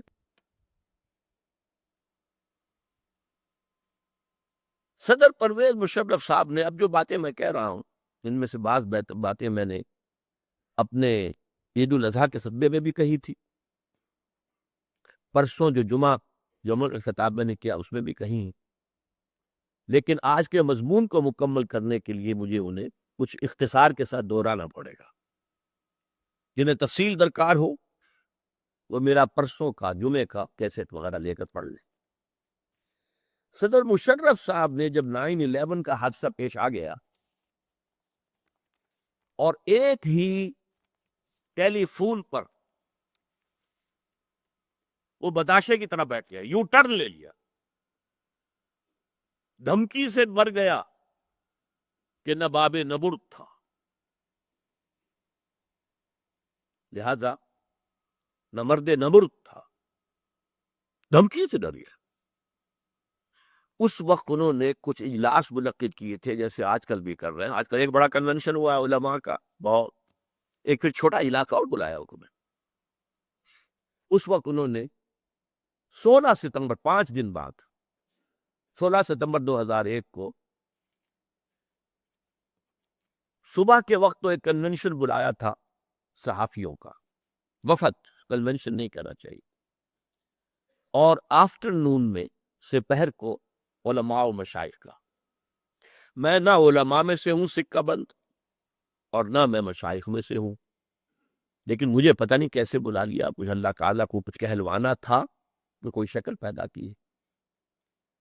وہاں انہوں نے اصل میں ہی wanted to sell his idea, اپنی باتوں کا ہم خیال بنانے کے لیے کہ یہ لوگ وہ ہیں کہ جو اوپینین فارمنگ کے اندر جو ہے حصہ لیتے ہیں۔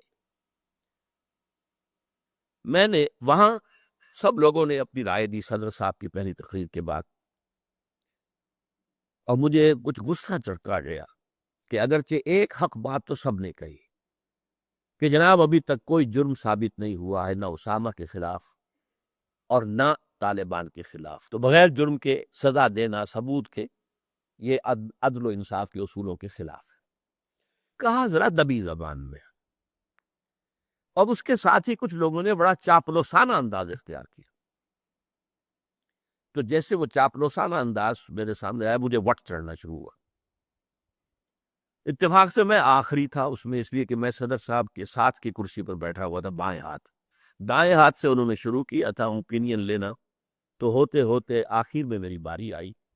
میں نے کہا دیکھیے صدر صاحب، اگر آپ نے اس وقت طالبان کے خلاف امریکہ کا اعلی کار بننا پسند کیا تو گن لیجئے 3 باتیں۔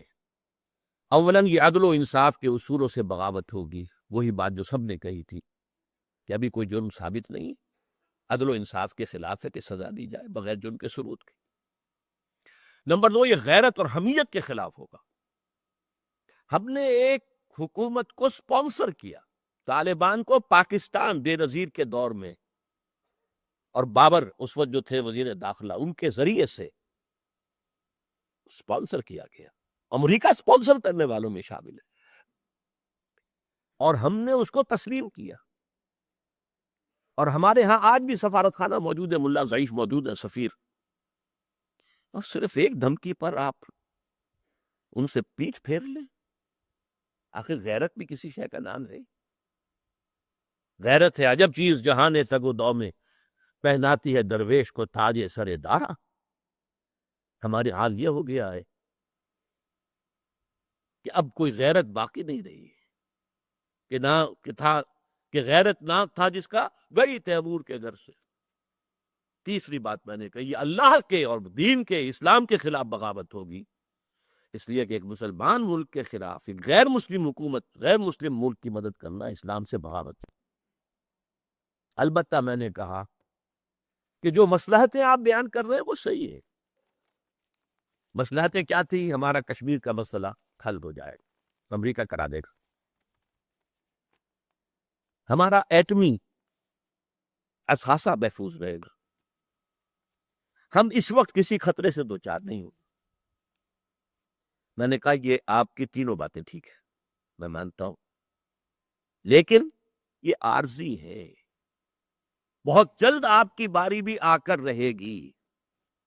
اس کی وجہ کیا ہے؟ ان تمام واقعات کے پیچھے اصل سازش اسرائیل کی ہے، امریکہ کی نہیں ہے۔ یہ تو اسرائیل کی سازش ہے، اور اسرائیل کا سب سے بڑا ٹارگٹ پاکستان ہے۔ اسرائیلیوں کو توقع یہ تھی کہ امریکہ ایک دم جھپٹے گا افغانستان پر بھی، اور افغانستان کے سپورٹر پاکستان پر بھی۔ تو آپ کی باری آ کر رہے گی، یہ نہ سمجھیے کہ آپ بچ جائیں گے۔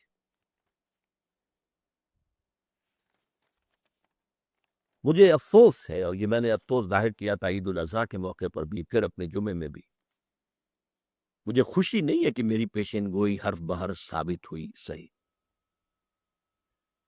افسوس ہے، لیکن مجھے بھی یہ توقع نہیں تھی کہ اتنی جلدی معاملہ ہو جائے۔ آج کیا صورت ہے؟ ایک ایک کر کے وہ مصلحت ہم سے دامن چھڑاتی جا رہی ہے۔ سب سے پہلے کشمیر کوز، ہمیشہ سے ہمارا موقف رہا ہے بھارت کے مقابلے میں، پہلے کشمیر پر بات ہوگی پھر کسی اور مسئلے۔ یہ بہت عرصے سے بات چلی آ رہی ہے، میں تفصیل بحث کر چکا ہوں جمعے کی خطاب میں، وہ آپ میں پھر کہوں گا کہ اس کیسٹ کو لے کر سن۔ اب ہم اس پر آ گئے کہ باقی ساری باتیں ہو رہی ہیں، کشمیر کا مسئلہ کہیں آس پاس بھی نہیں۔ ہمارے وزیر بھی کہہ رہے خارجہ یہ کوئی ایک دو دن میں حل ہونے والا مسئلہ نہیں ہے، یہ دو چار مہینوں میں حل ہونے والا مسئلہ نہیں ہے۔ فل نارملائزیشن جو بھارت چاہتا تھا، آج ہم نے اس کے سامنے ہتھیار ڈال دیے۔ نمبر 2، جو جہاد ہم 14 سال سے سپانسر کر رہے تھے، اسے جہاد فی سبیل اللہ قرار دے رہے تھے، وہ بند، ہاتھ اٹھا دیا ہم نے، جس کا ریئیکشن میں پہلے بیان کر چکا ہوں۔ کشمیریوں کا ریئیکشن یہ، پاکستان has betrayed us، بٹرے کیا ہمیں، دھوکہ دیا، ہمیں بروایا۔ ایک بات میں کہا کرتا تھا، کشمیری جہاد جب شروع ہوا، میں ہمیشہ سے مخالف تھا اس کا، بڑی تلخ بات ہے جو کہہ رہا ہوں، کہ پاکستان کشمیریوں سے 1965 کا بدلہ لے رہا ہے۔ 1965 میں کیا ہوا تھا؟ ہم نے اپنے بہترین کمانڈوز کو کشمیر میں داخل کر دیا تھا، اس توقع پر کہ کشمیری مسلمان سپورٹ کریں گے انہیں۔ کشمیریوں نے کوئی سپورٹ نہیں کیا، وہ سارے کے سارے ختم ہو گئے، مارے گئے، اور برعکس اس کے یہ کہ ہندوستان لاہور پہ حملہ آور ہو گئے، جسے آپ کہتے ہیں فائرڈ بیک۔ ہماری اٹیمپٹ بھی ناکام، کشمیریوں نے ساتھ نہیں دیا تو جرم ہوا نا ہمارے نزدیک۔ اب بدلہ لیا، کشمیری کو مروایا ہے کشمیریوں۔ پاکستان سے جانے والے بھی بہت سے جو ہیں انہوں نے جانے دیے، لیکن اصل پہاڑ تو ٹوٹتا رہا کشمیریوں پر۔ عورتیں تو ان کی ہیں نا جن کی عصمت دری ہوئی ہے، ان کی لڑکیاں ہیں نا جن کی عصمت کو پامال کیا گیا، ان کے گھر ہیں نا جو مسمار کیے گئے، ان کی آبادیاں ہیں جو تھوک کے حساب سے جو ہے وہ جلا دی گئی، ان کی دکانیں ہیں جو ختم ہوئی۔ تو گویا کہ پاکستان نے کشمیریوں سے بدلہ لیا ہے 1965 کا۔ اس وقت تم نے ہمیں سپورٹ نہیں کیا تھا، اب مرو، اور اب وہ جہاد نہیں رہا۔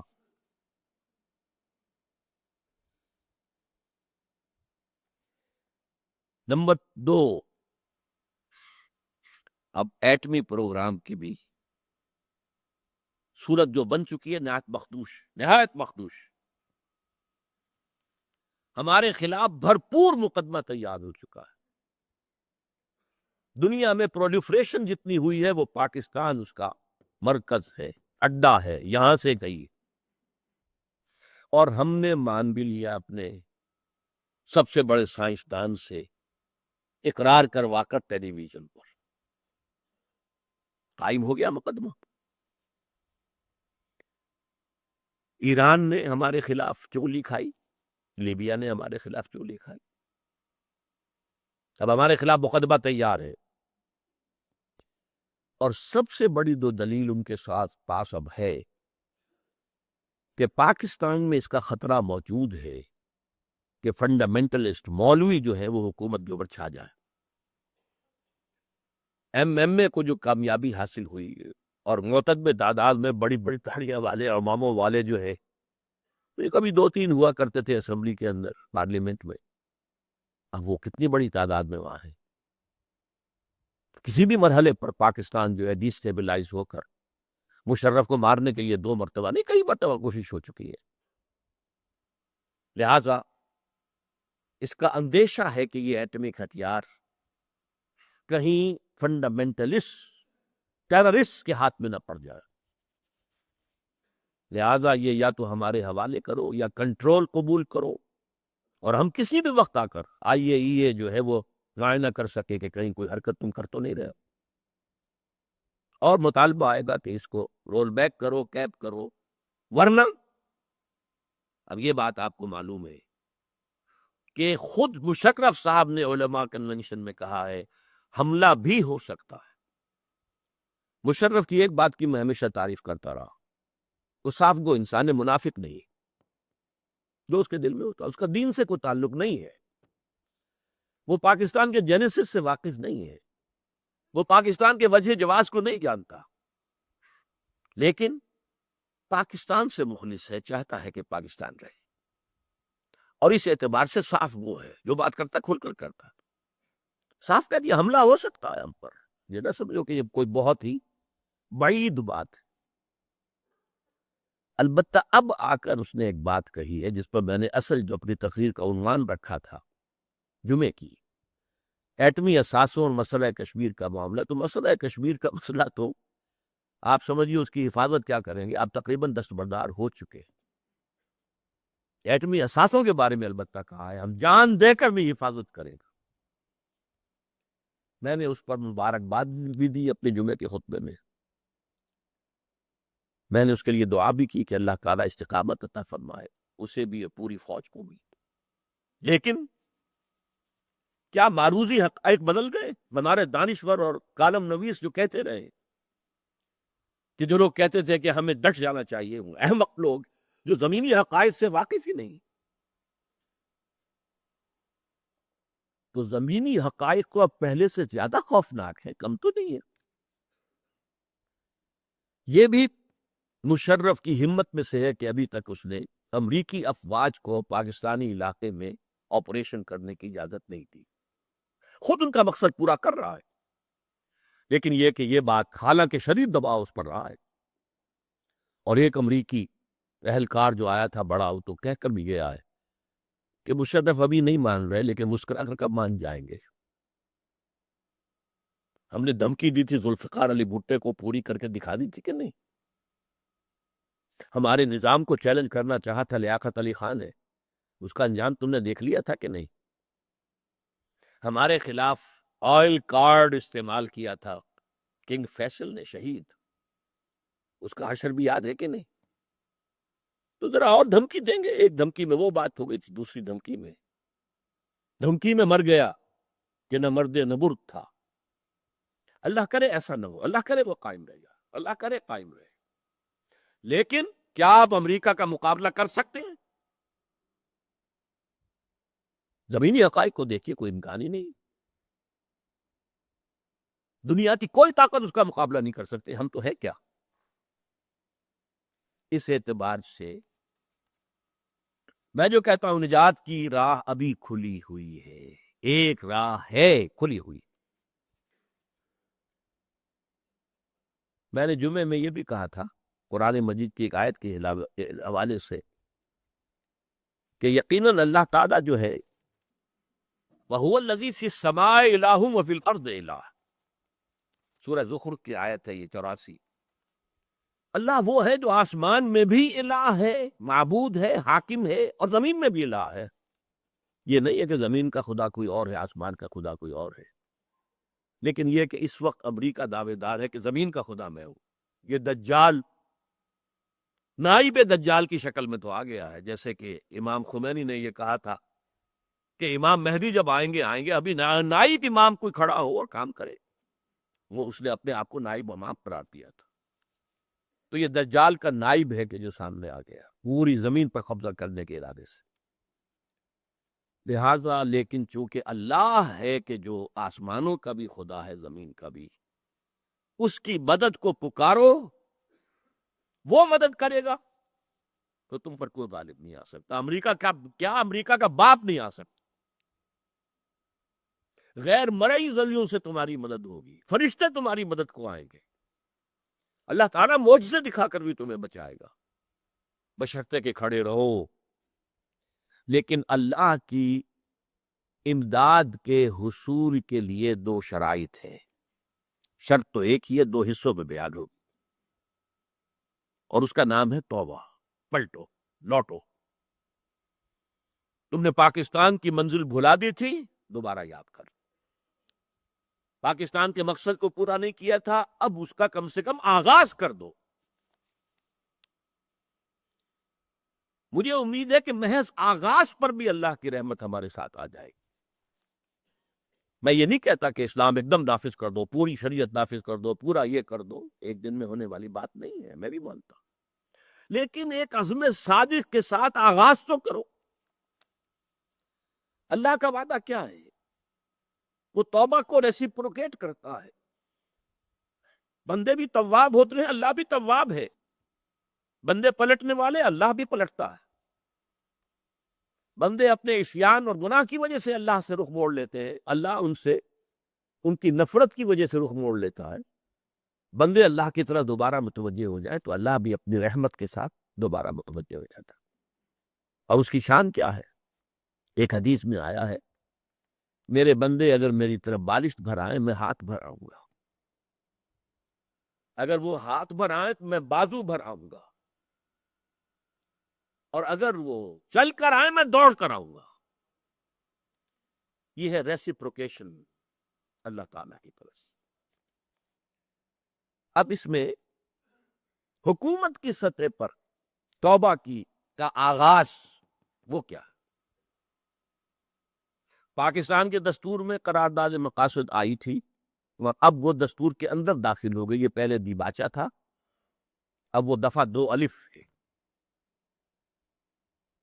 پھر ایک موقع پر دفعہ 227 آ گئی کہ پاکستان میں نہ کوئی شریعت کے خلاف، قرآن اور سنت کے خلاف قانون نافذ رہے گا، نہ مزید بنے گا.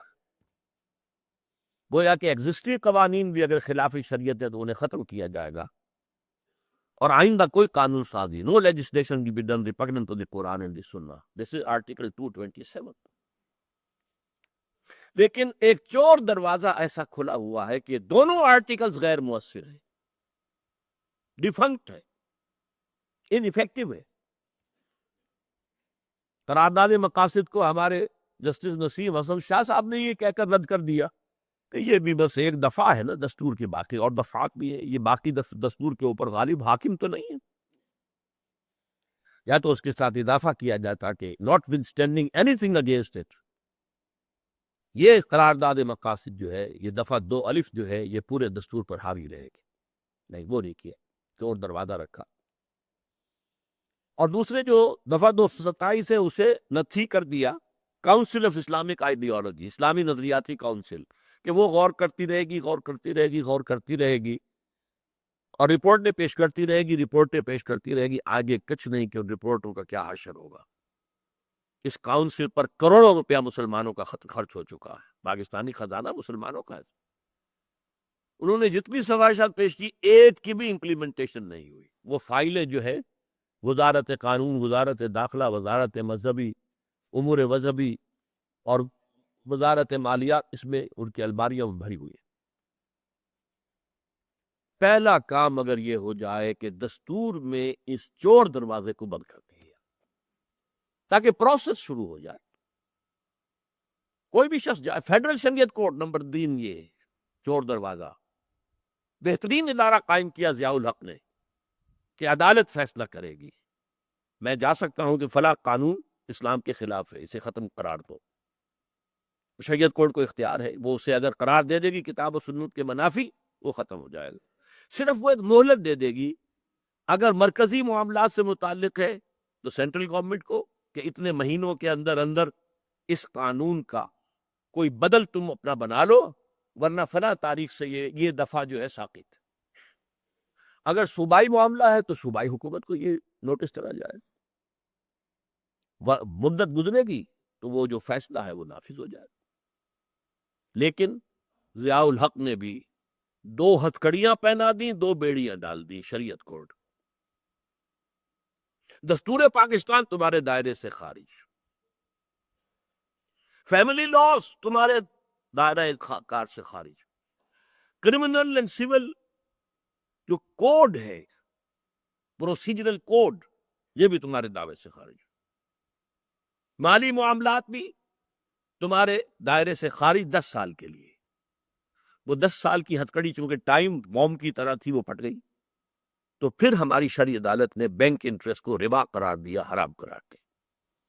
اس کا جو حشر ہوا ہے 10 سال کے بعد، وہ سب کے سامنے ہے، میں اسے تفصیل سے بیان نہیں کر سکتا۔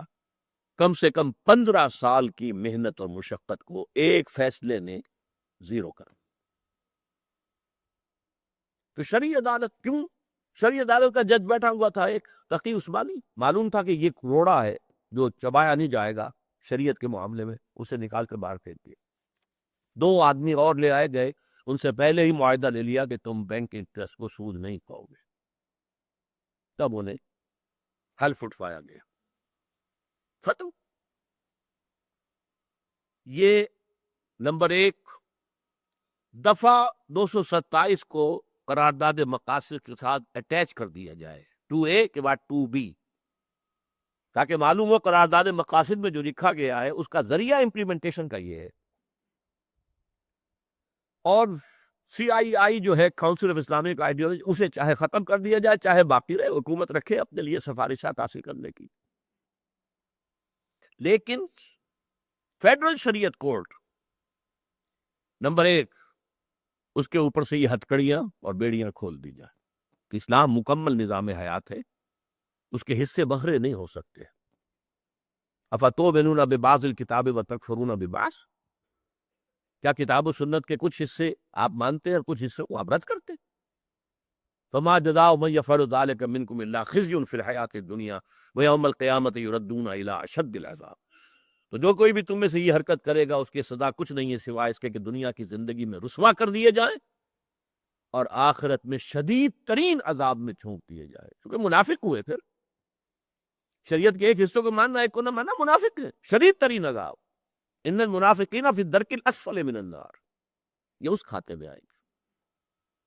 لہذا شریعت کورٹ پر سے یہ پابندیاں ختم کی جائے، شریعت کورٹ کے ججز کا سٹیٹس بنایا جائے ہائی کورٹ اور سپریم کورٹ کے ججوں والا۔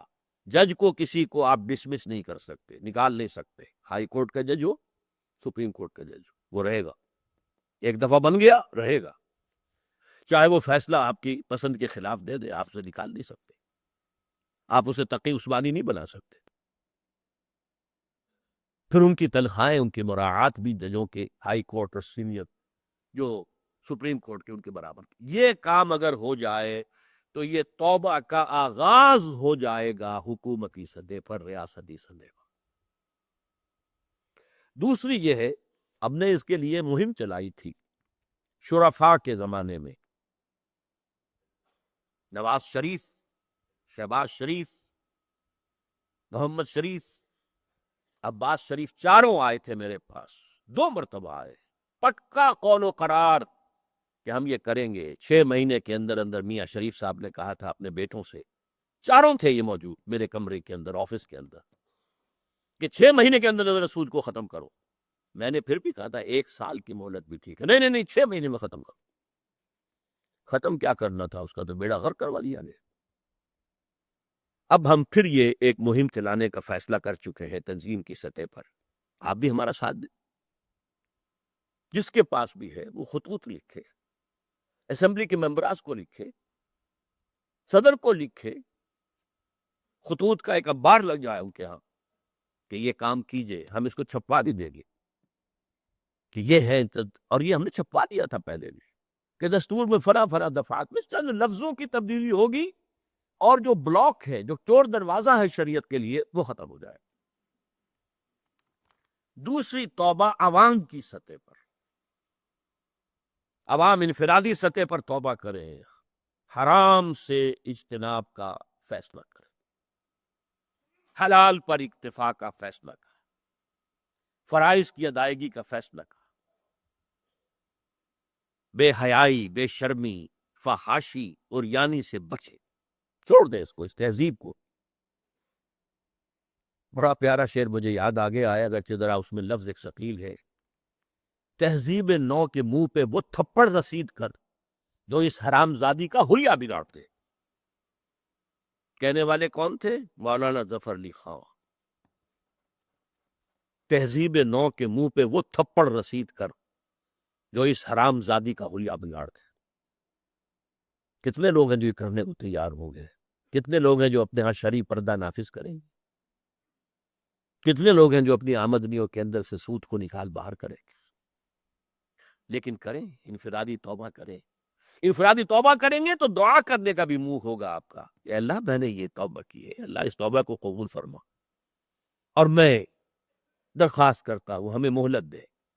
میرے نزدیک 2-2.5 سال کی میکسیمم مہلت ہے اب ہمارے پاس، اس سے زیادہ وقت نہیں. فیصلے کی آخری گھڑی آ چکی ہے. درخت کے جڑ پر کلہاڑا رکھا جا چکا ہے. ہمارے خاتمے کی الٹی گنتی شروع کی جا چکی. لیکن ابھی راستہ، ابھی مہلت ہے. لیکن یہ مہلت توبہ کے بغیر نہیں ہوگی. نمبر 2، عوام اس ملک کے سینکشنز کے لیے اپنے آپ کو تیار کریں. مجھے اس کا اندیشہ نہیں ہے کہ پاکستان پر براہ راست حملہ کرنے کی جرات کرے امریکہ، اس لیے کہ امریکہ کی تو فوج جواب دے چکی ہے حکومت کو کہ ہمارا معاملہ جو ہے بہت زیادہ آؤٹ سٹریسڈ ہو گیا ہے. اب ہم فوری طور پر کسی اور ملک میں فوجی کارروائی کرنے کی پوزیشن میں نہیں ہے.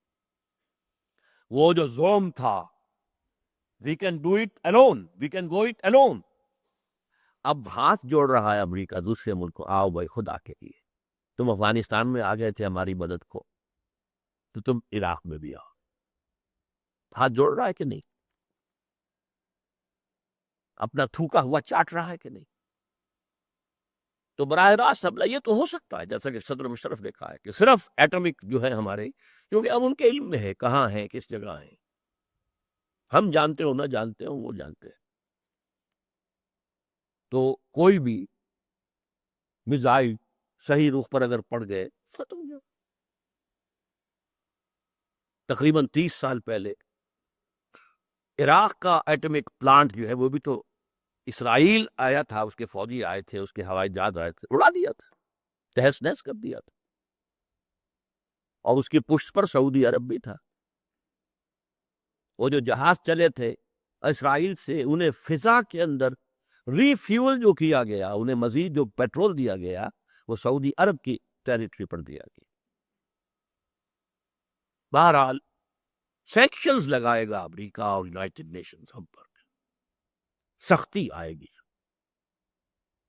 غربت آئے گی، فاتح آ سکتے ہیں. لیکن کوئی قوم ان سختیوں سے گزرتی ہے تو پھر سر اونچا کر کے دنیا میں رہ سکتی ہے. ورنہ پھر سر نیچا کرو، بھارت کے سامنے سر جھکاؤ. اور اس میں خاص طور پر ایک نقطہ اور جان لیجئے، بھارت کی طرف سے آپ نے 2-3 سال پچھلے جو باتیں سنی ہیں، اس سے پہلے 50 سال میں وہ باتیں نہیں آئی. کسی نے کہا تھا کہ یہ لکیر اٹھا دینی چاہیے؟ کسی نے کہا تھا کہ کنفیڈریشن بن جانی چاہیے؟ کسی نے نہیں کہا. اب ان کی حوصلہ، ان کا جرأت، وہ دیکھ رہے ہیں کہ بین الاقوامی حالات کے ایسے شکنجے میں پاکستان آ چکا ہے کہ پاکستان کے خاتمے کا امکان موجود ہے. آخری ہتھیار جو ان کا آ رہا ہے، دشمن کو گڑ دے کر مارو. اب وہ محبت کے راگ الاپ رہے. ہم تو ایک تھے، ہمیں تو انگریزوں نے لڑا دیا تھا، ہمیں پھر ایک ہو جانا چاہیے. مشرقی پنجاب کا سکھ وزیر اعلیٰ آ کر یہاں کہہ گیا ہے کہ پنجاب کو پنجاب سے مل جانا چاہیے. ہماری زبان ایک ہے، ہماری بولی ایک ہے، صرف رسم الخط کا فرق ہے. لہٰذا ہمیں ایک ہو جائے. کیا مطلب؟ پاکستان کو چھوڑ کر پنجاب جو ہے وہ اس پنجاب سے جڑ کر ایک ملک بنا دے.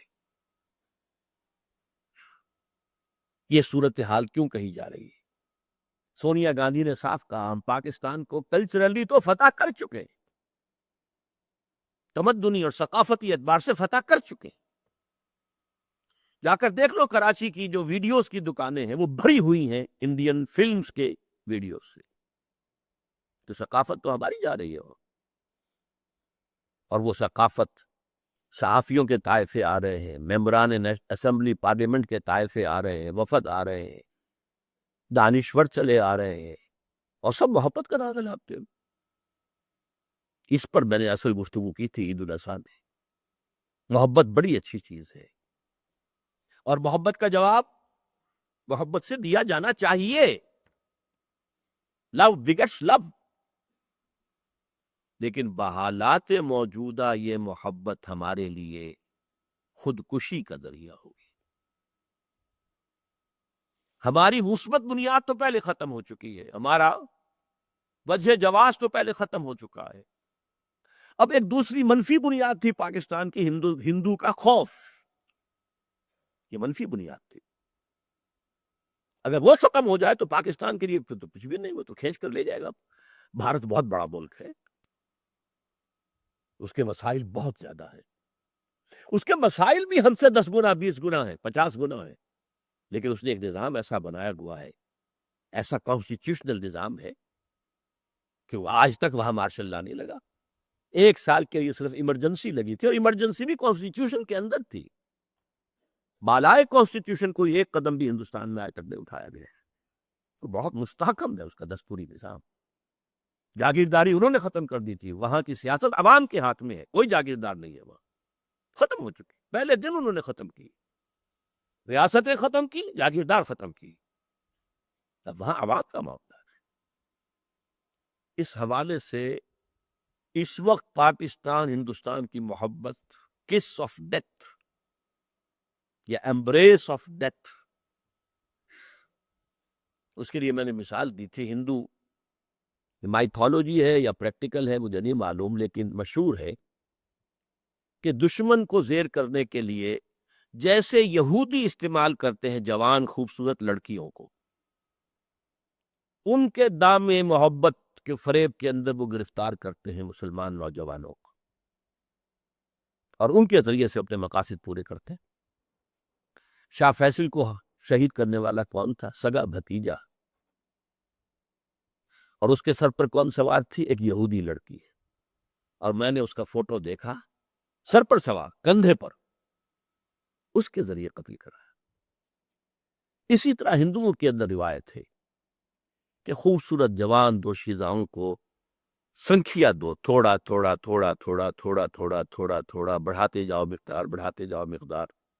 وہ ریزسٹنس ڈیولپ ہو جائے گی، سنکھیا اس کے اوپر زہر نہیں رہے گا، لیکن پھر وہ زہر کا، اس کا خون زہر کا بہتا ہوا دریا بن جائے گا. اب اگر اس سے کوئی اختلاط کرے گا تو زہر اس کو ختم کرتے ہیں. انہیں وہ کہتے ہیں وش کنیائیں. کنیا کہتے ہیں دوشیزہ، وش زہر، زہریلی دوشیزائیں. اس وقت بھارت کی محبت کا معاملہ پاکستان کے حق میں، ہاں اسلام ہم نے قائم کیا ہوتا تو محبت کے علمبردار سب سے بڑھ کر ہم ہوتے، ہمیں پیغام لے کر جاتے، اور پیغام لے کر جانے والے جب تک کہ مخلص نہ ہو، جب تک کہ لوگوں کے ہمدرد نہ ہوں، جب تک کہ ان سے محبت نہ کریں، وہ نفرت کریں اور آپ محبت کریں، وہ پتھر مارے اور آپ پھول پیش کریں، یہی رویہ محمد رسول اللہ اور آپ کے صحابہ کا تھا صلی اللہ علیہ وسلم رضوان اللہ۔ اگر ہم نے یہ کر لیا ہوتا تو محبت کے پیغامبر بن کر ہم جاتے، لیکن اب جب کہ ہماری کوئی بنیاد ہی نہیں، لستم علی شیء، تو اب تو وہ محبت ہمیں کھینچ کر لے جائے گی۔ دس ول بی اے کس آف ڈیتھ۔ اب یہ جو صورت میں نے آپ کے سامنے پیش کی ہے، توبہ کے ذریعے سے نجات کی راہ، حکومت کی سطح پر توبہ کا آغاز، انفرادی سطح پر توبہ کرنا اور اللہ کی رحمت کو پکارنا، اگر یہ ہو جائے تو صورت جو ہوگی وہ میں نے آیت پڑھی تھی سورہ یونس کی، انبیاء اور رسول کی تاریخ میں ایک استثناء ہے حضرت یونس کی قوم کا معاملہ۔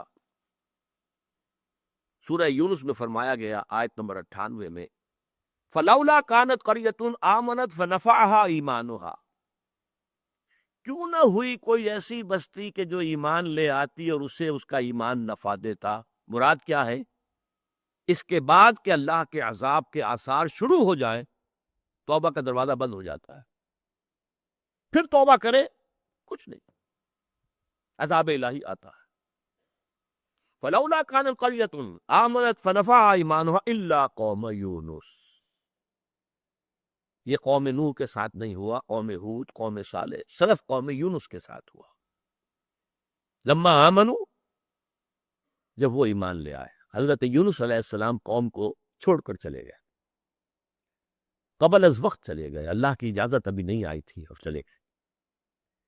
ان کے جانے کے بعد جب عذاب کے آثار آئے شروع، قوم سمجھ گئی کہ یونس تو کچھ کہتا تھا ٹھیک کہتا تھا، لہٰذا وہ اپنی آبادی سے باہر نکلے، جنگل میں جمع ہو گئے، چیخ چیخ کر اللہ سے دعائیں کی، اللہ سے توبہ کی، اے اللہ ہم یونس کے راستے پر چلیں گے، ہمیں ایک مہلت دے دے۔ ہمیں اللہ تعالیٰ نے ان کی دعا قبول کر لی۔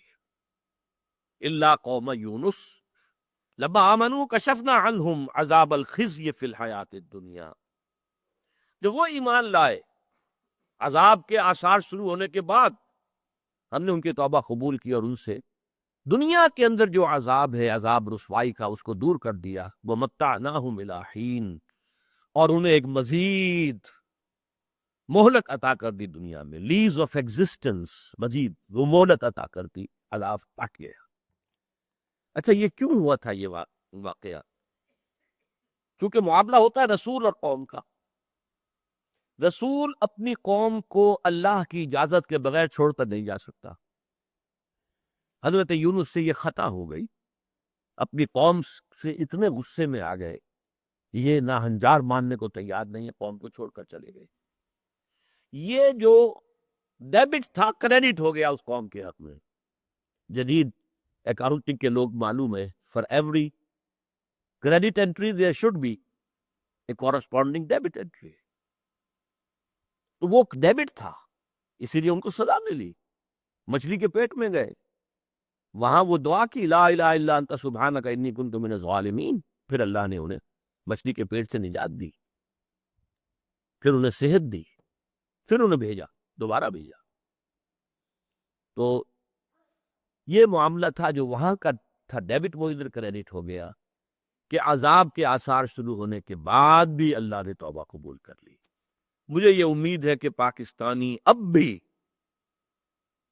توبہ کریں، جو شرائط میں نے بیان کی ہے اس کے مطابق، تو عذاب الہی ٹل سکتا ہے۔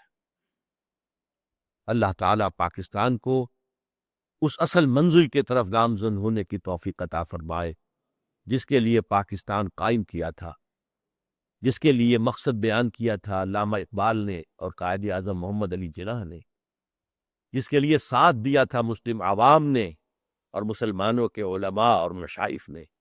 تو اللہ تعالی ہمیں وہ بھولا ہوا سبق یاد دلائے اور ادھر پیش قدمی کا ہمیں ہمیں مہر عطا کرے اور ہمت دے۔ اور اس کی ضمن میں سورہ آل عمران کی آیت ذہن میں رکھیے، ان ینصرکم اللہ لا غالب لکم۔ دیکھو مسلمانوں، اگر اللہ تمہاری مدد کرے گا تم پر کوئی غالب نہیں آ سکتا۔ میں پھر کہہ رہا ہوں، امریکہ کیا، امریکہ کا باپ نہیں آ سکتا۔ وَإِن يَخْذُلْهُ، اگر وہی تمہارا ساتھ چھوڑ دے، فَمَنْ ذَا الَّذِي يَنصُرُكُم مِّن بَعْدِهِ، پھر کون ہے جو تمہاری مدد کر سکے گا اس کے بعد؟ اللہ تعالیٰ سے دعا کریں کہ وہ میری مساعی کو بھی شرف قبول عطا فرمائے۔ آمین یا رب العالمین برحمتک یا ارحم الراحمین۔